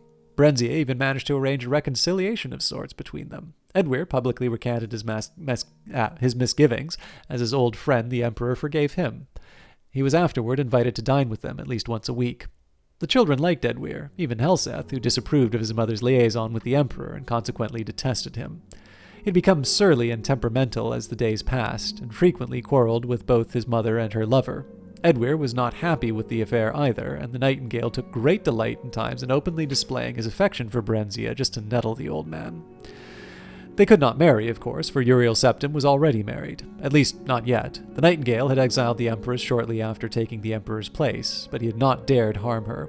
She was given sanctuary by the Temple of the One. It had been given out that she was suffering from ill health, and rumors had been circulated by the Nightingale's agents that she had mental problems. The Emperor's children had likewise been dispatched to various prisons all across Tamriel, disguised as schools. "She'll grow worse in time," Nightingale said carelessly, referring to the Empress and eyeing Barenziah's swollen breasts and swelling belly with satisfaction. "As for the children, well, life is full of hazards, isn't it? We'll be married. Your child will be my true heir." He did want the child. Barenziah was sure of that. She was far less sure, however, of his feelings for her. They argued continually, now, often violently, usually about Helseth, whom he wanted to send away to school in Somerset Isle, the province furthest away from the Imperial City. Barenziah made no effort to avoid these altercations. The Nightingale, after all, had no interest in a smooth, unruffled life, and besides, he thoroughly enjoyed making up afterward. Occasionally, Barenziah would take the children and retreat to their old apartment, declaring she wanted no more to do with him, but he would always come to fetch her back, and she would always let herself be fetched back. It was ineffable, like the rising and setting of Tamriel's twin moons. She was 6 months pregnant before she finally deciphered the location of the last staff piece, an easy one, since every dark elf knew where the Mount of Dagoth-Ur was. When she next quarreled with the Nightingale, she simply left the city with Edwyr and rode hard for High Rock and Wayrest. The Nightingale was furious, but there was little he could do. His assassins were rather inept, and he dared not leave his seat of power to pursue them in person. Nor could he openly declare war on Wayrest. He had no legitimate claim on her or her unborn child. True to form, the Imperial City's nobility had disapproved of his liaison with Barenziah, and they had as they had so many years ago of Tiber Septims, and were glad to see her go. Wayrest was equally distrustful of her, but Edwyr was fanatically loved by his prosperous little city-state, and allowances were readily made for his eccentricities. Barenziah and Edwyr were married a year after the birth of her son by the Nightingale.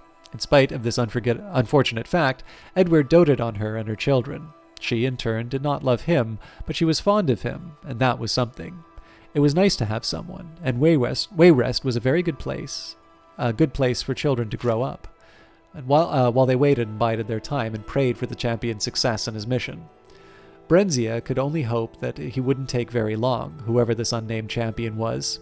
She was a dark elf, she had all the time in the world, all the time, but no more love left to give, and no more hatred left to burn. She had nothing left, nothing but pain and memories, and her children. She only wanted to raise her family and provide them a good life, and be left to live out what remained of hers. She had no doubt it was going to be a long life yet, and during it she wanted peace and quiet and serenity, of her soul as well as of her heart. Peasant dreams, that was what she wanted. That was what the real Barenziah wanted. That was what the real Barenziah was. Peasant dreams. Pleasant dreams.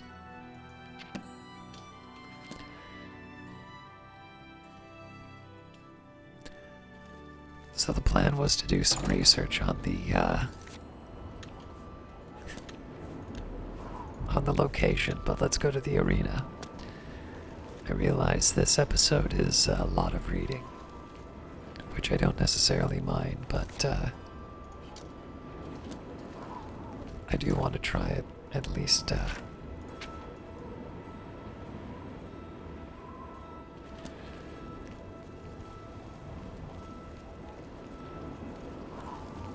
Yes. Have pity on an old war. Well met. I want to try and at least give something worth watching.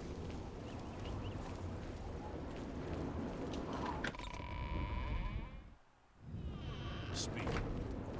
Speak.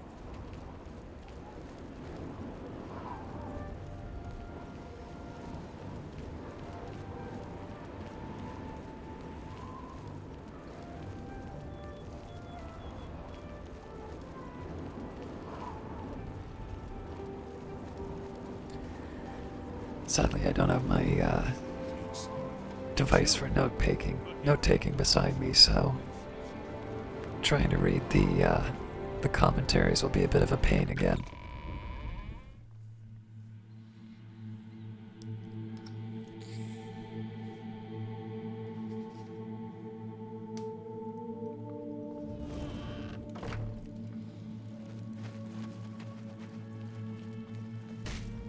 Well, if it isn't the Divine Avenger.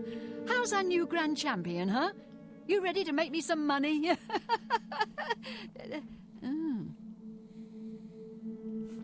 Ready for a match. We're just not ready. It takes time to find those beasties and get them back here alive. Remember, just one show a week. Come back some other day. That was worth a shot.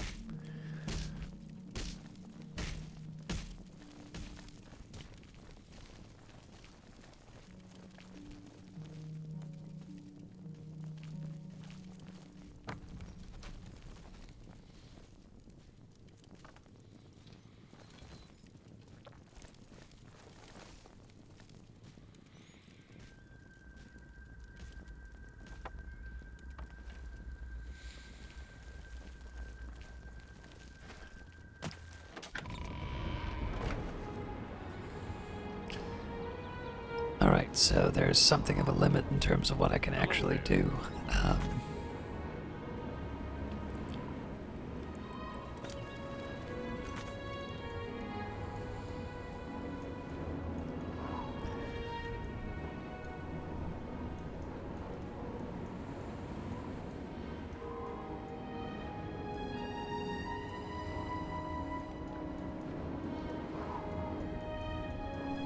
So there are some things for me to do over here. I don't think I'll be able to get there within a day, though. You have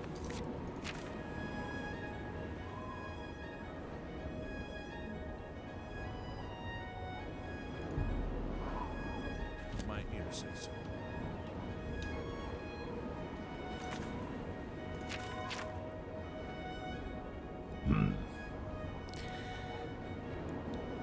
That might be worth checking out over a while.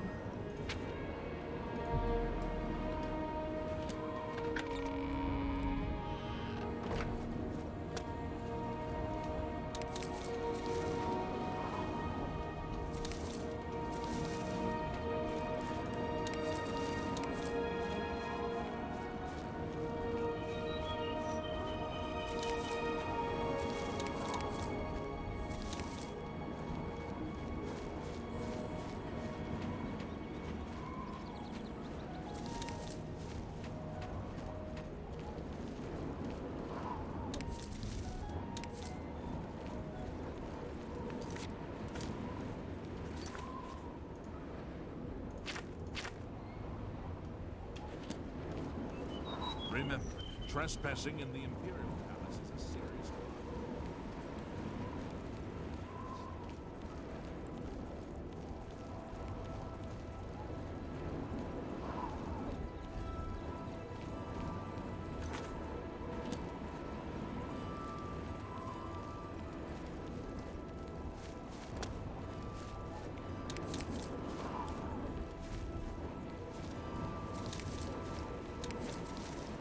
I thought I gave him the slip.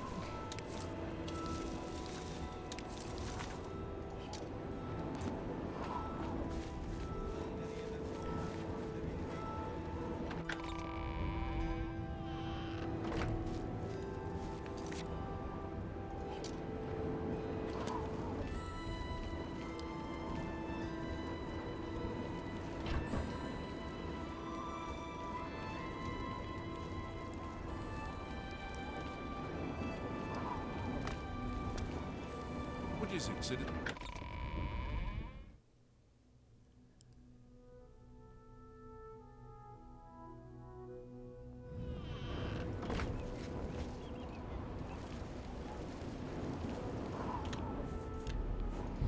So I may not spend too much time out of the Imperial City, but figure I'd go out, clear my head, see what I can find in the area, and we'll reread the books.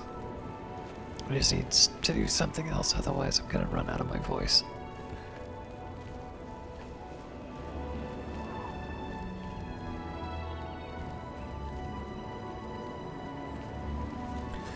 Although I did want to do the Real Barenziah once I got to the Imperial City stuff, because it's obviously, this is the chance for us to actually see what the Imperial City looks like. Know the truth, observe the law, pray at my chapel altars to receive my blessings. Now I gotta find a Temple of Julianos.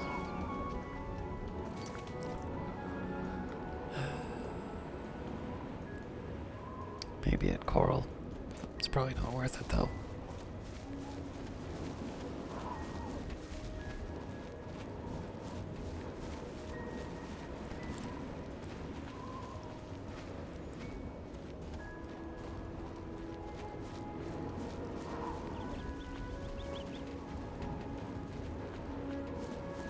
Well, let's give it a shot.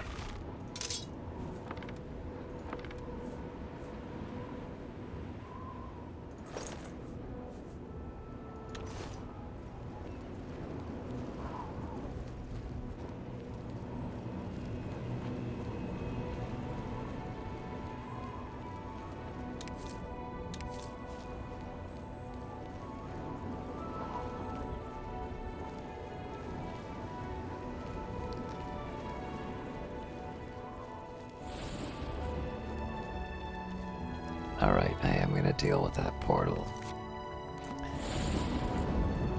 It's all over, lawbreaker. Your spree is at an end. I'll take any stolen goods you have. The next move is yours. Pay your fine, or I'll haul you away. Is it because I hit him with a bolt? Here's the procedure. We go to the castle. First we search you, confiscate any stolen goods. Then you pay your fine, and we release you. I'm not sure what I did.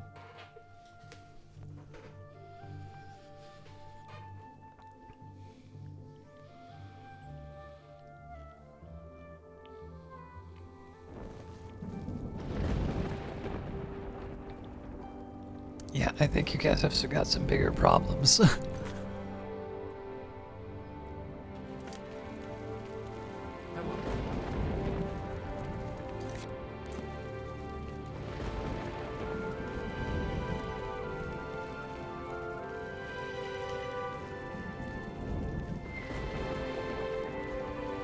So let's see if I can try and sell off whatever I can early on.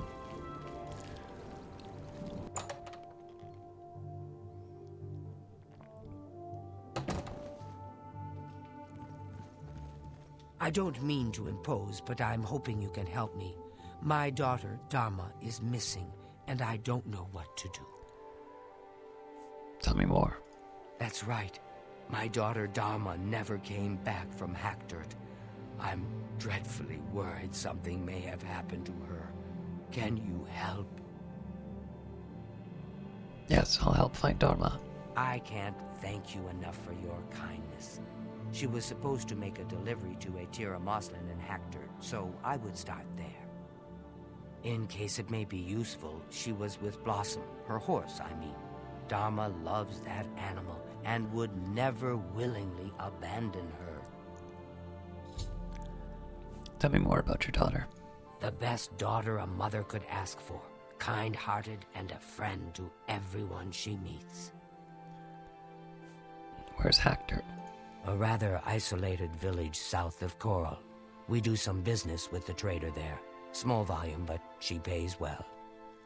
Normally I make the deliveries, but I wasn't feeling well, so Dharma insisted on going this time.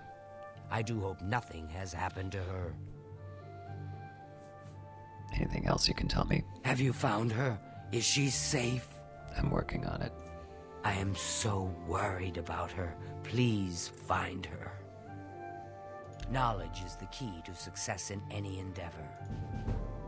Let's get to drink. Knowledge. Have a look around. You won't.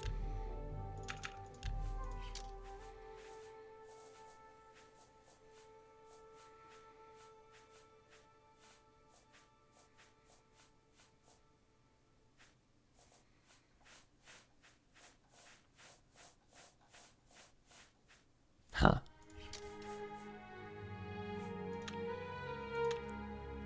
Bye.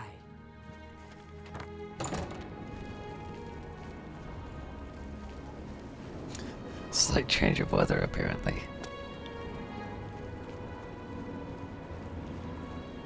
Alright, I was hoping for a blacksmith, but let's stop by the altar of Julianos first.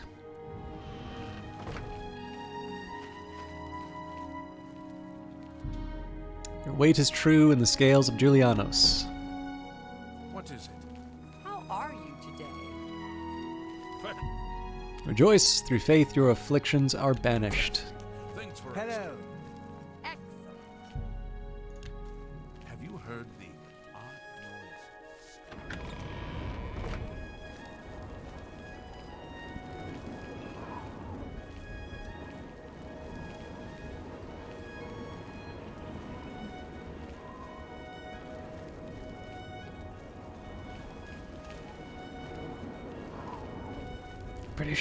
I'm pretty sure there was a blacksmith in this city.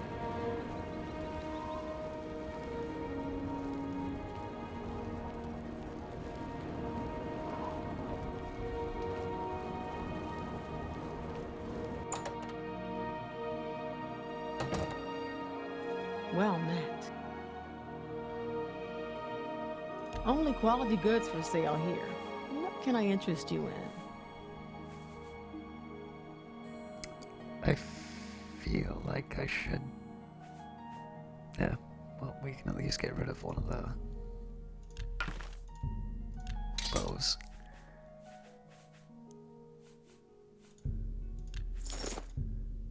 That's a fair deal. Come back and see me again. Okay, so what's the deal with this claymore? Bye. Well met. Have a look around. You won't find better prices in all Tamriel. It is a discount, but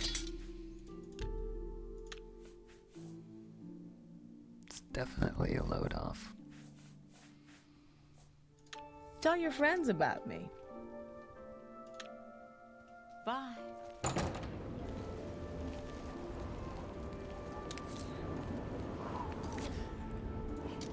Alright, so now I have two...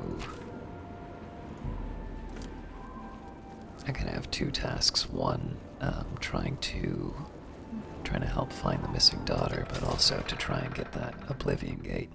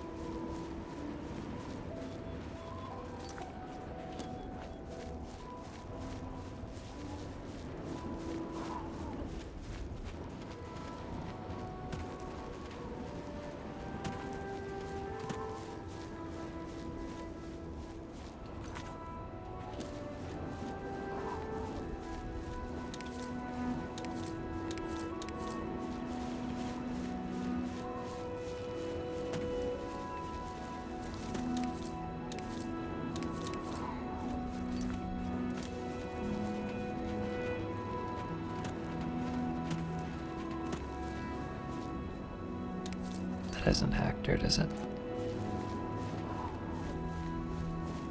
We'll deal with Hector first, then we'll, go adventuring. I will try and get this on the map, though.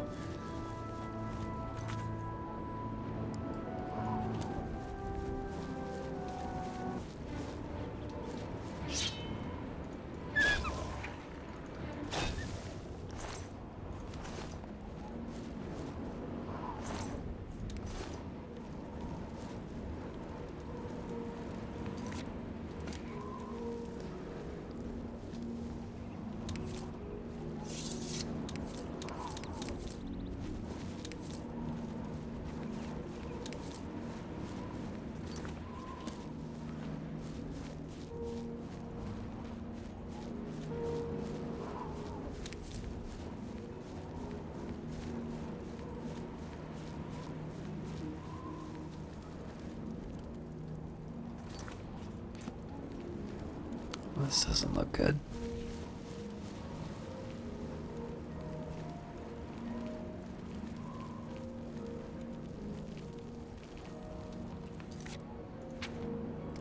We agreed to go look for Dharma, the daughter of Signius of Coral. I should go to Hactor and speak to Etria Moslin, the owner of the village store. Signinus also suggests I look for Dharma's favorite horse, Blossom. If I find the horse, Dharma is likely nearby.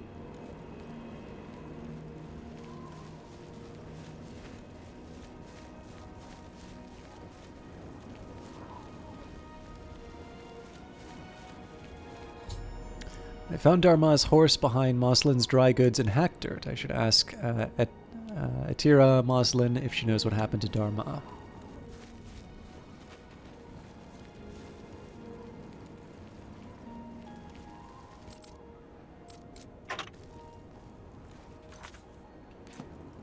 because it's late. Alright, well, we'll pass the night in the inn, I suppose.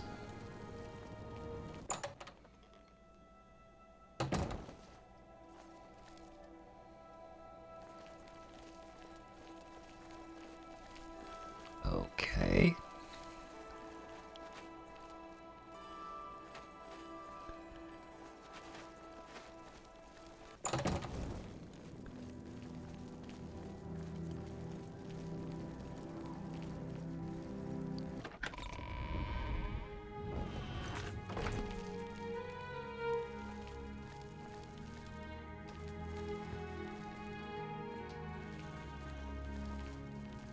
Make it quick.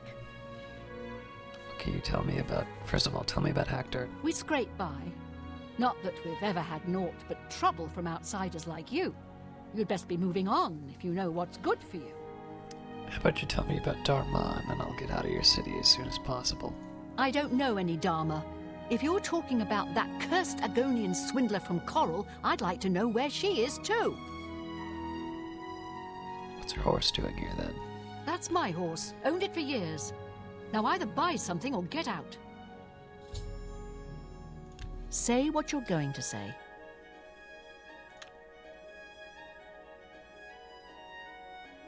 Not funny. Not even a little bit. What? Really now? You're such... You can't scare me. You should be ashamed. Is that... What a wonderful compliment. Really? Interesting. You're revolting. Really now, you're such a charmer. That's just talk. What a great story. Oh, that's foul. Well, goodness. Oh, please. Get away from me. You're really now, you're such a... Really? Interesting. That works for me. I don't know it. Goodbye. Tira Moslin still denies that Dharma ever came to Hector. She's obviously lying, but I doubt she'll tell me anything useful. I should continue to search the town for clues.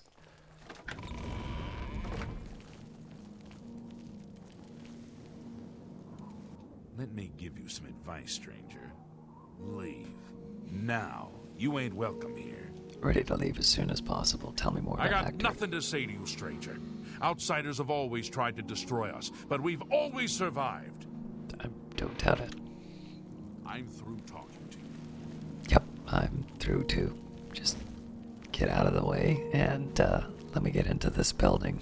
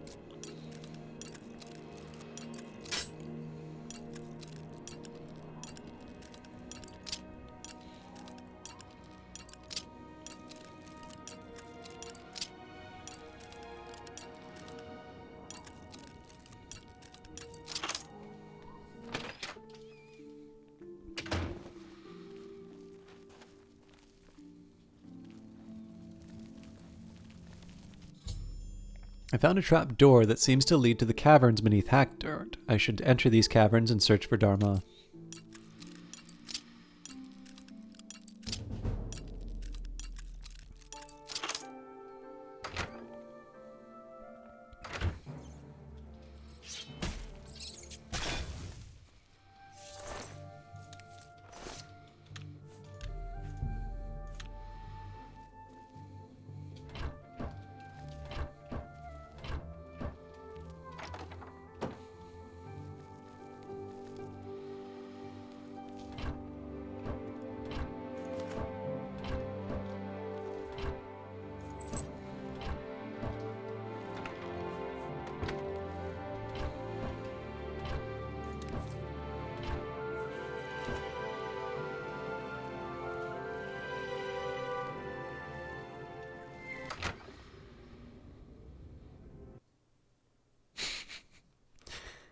I mean, that's probably the point where I should end it, but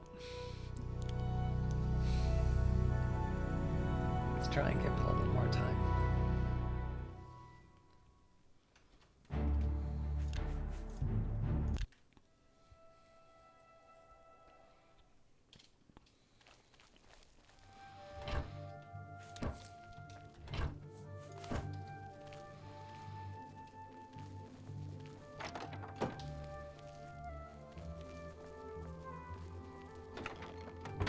One of these had a repair hammer. Oh.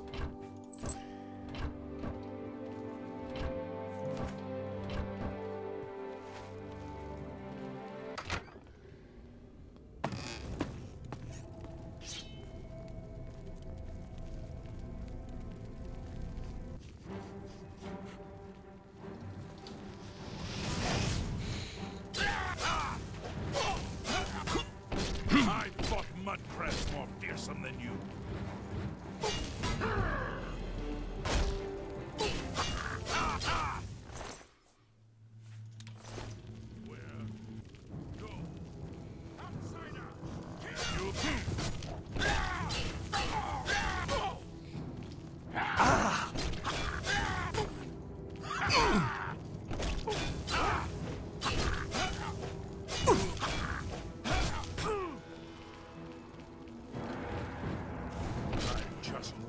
You pathetic!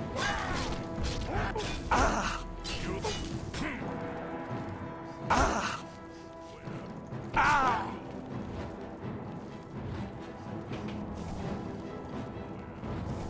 This is the part.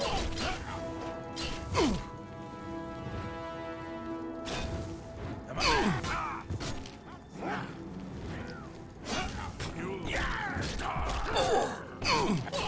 I fought mudcrabs. Do your worst.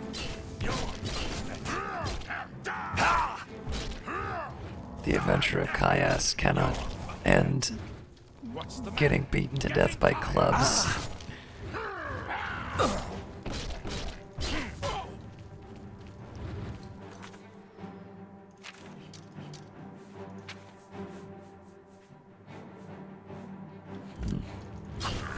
Am I supposed to be your friend?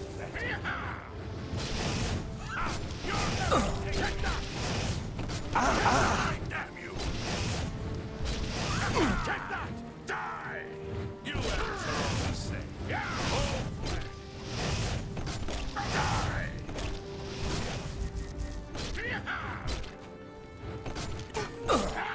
Let's get this over. You're pathetic.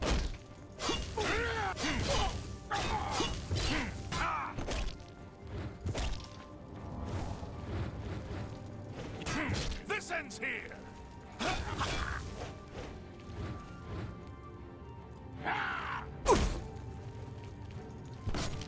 What's the matter? Get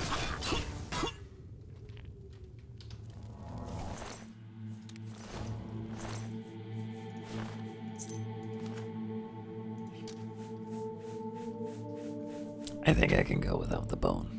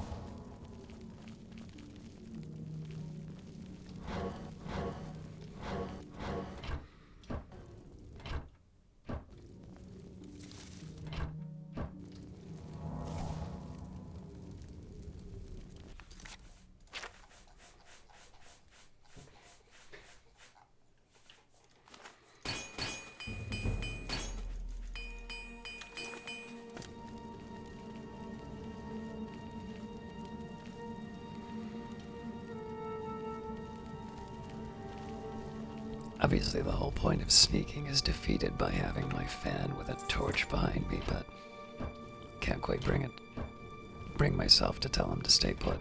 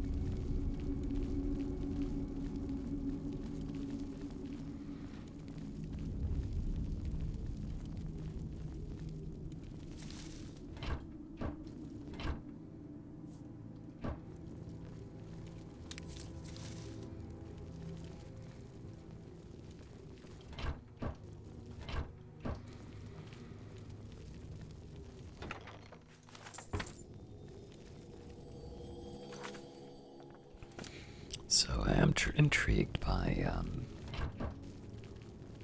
the house that I might be able to access from up there, or from down here, but let's examine the caverns first, and then worry about any follow-up.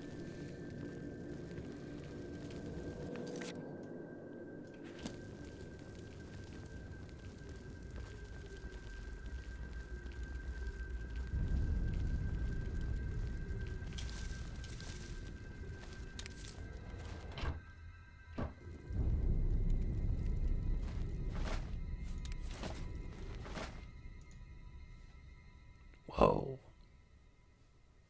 Something just happened on my PC.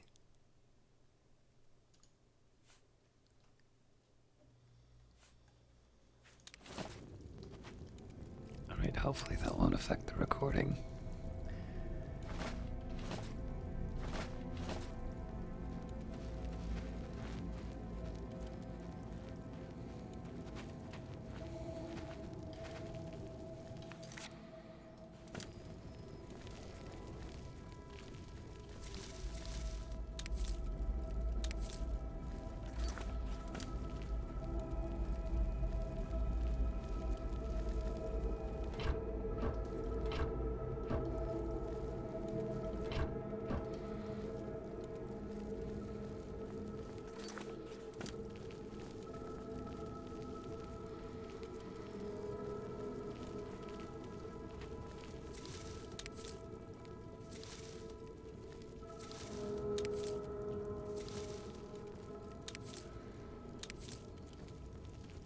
Aha.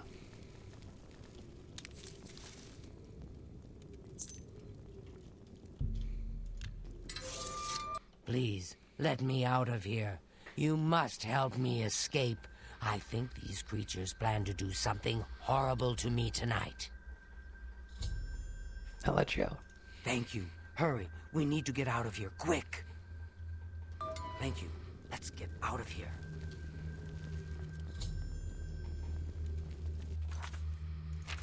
I freed Dharma from the clutches of these foul creatures that infest Hackdirt, now to escape and deliver her safely back to seed Neas and Coral.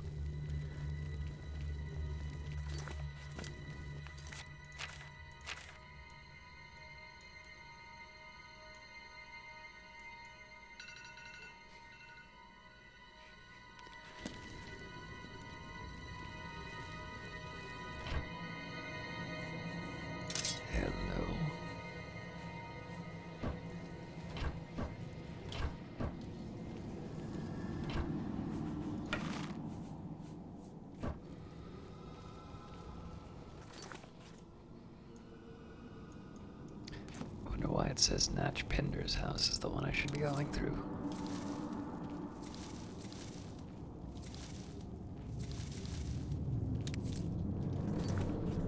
I mean, I'll do it because it tells me to, but...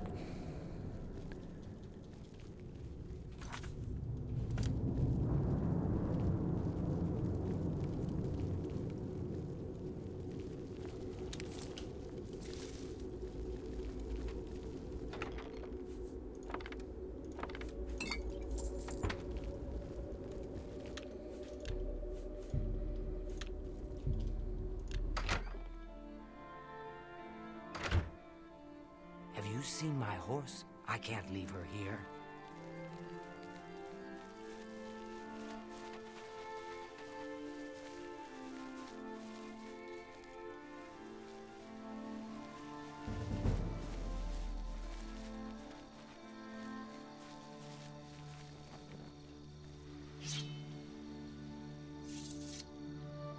What should I do? Follow me. Sounds good. I'm right behind you. So I probably should have thought that through in terms of checking out the ruins. Obviously, I want to head straight back.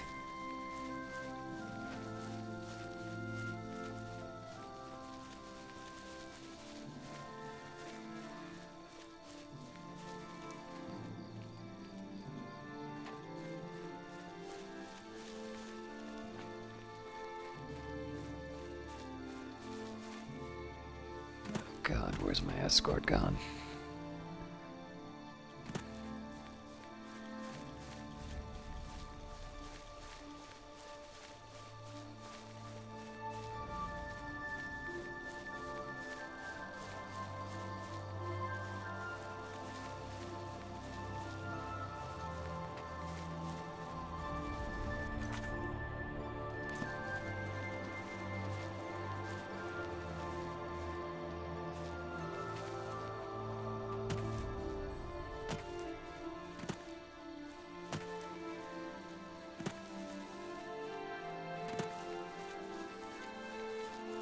Thank you for rescuing me.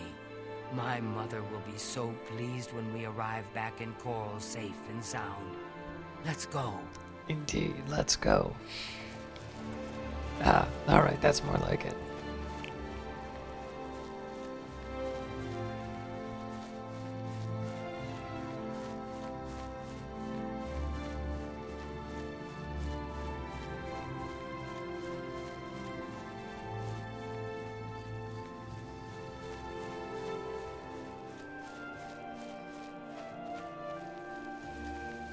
Oh, while I'm at it. Yeah, my agility really is that low.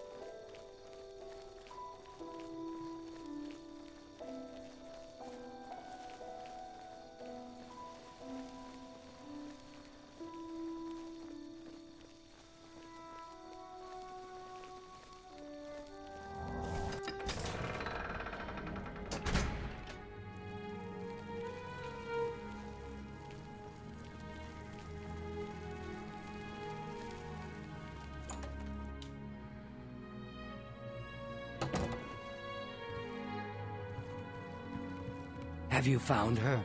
Is she safe? Yes, Dharma is safe. Thank you. Thank you. I can never repay you for your gift of my daughter's life, but you have my friendship and gratitude to the end of my days.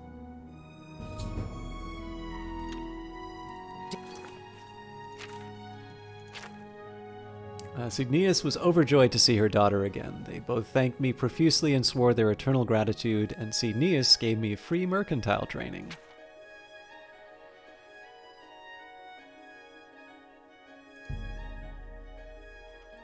Take care.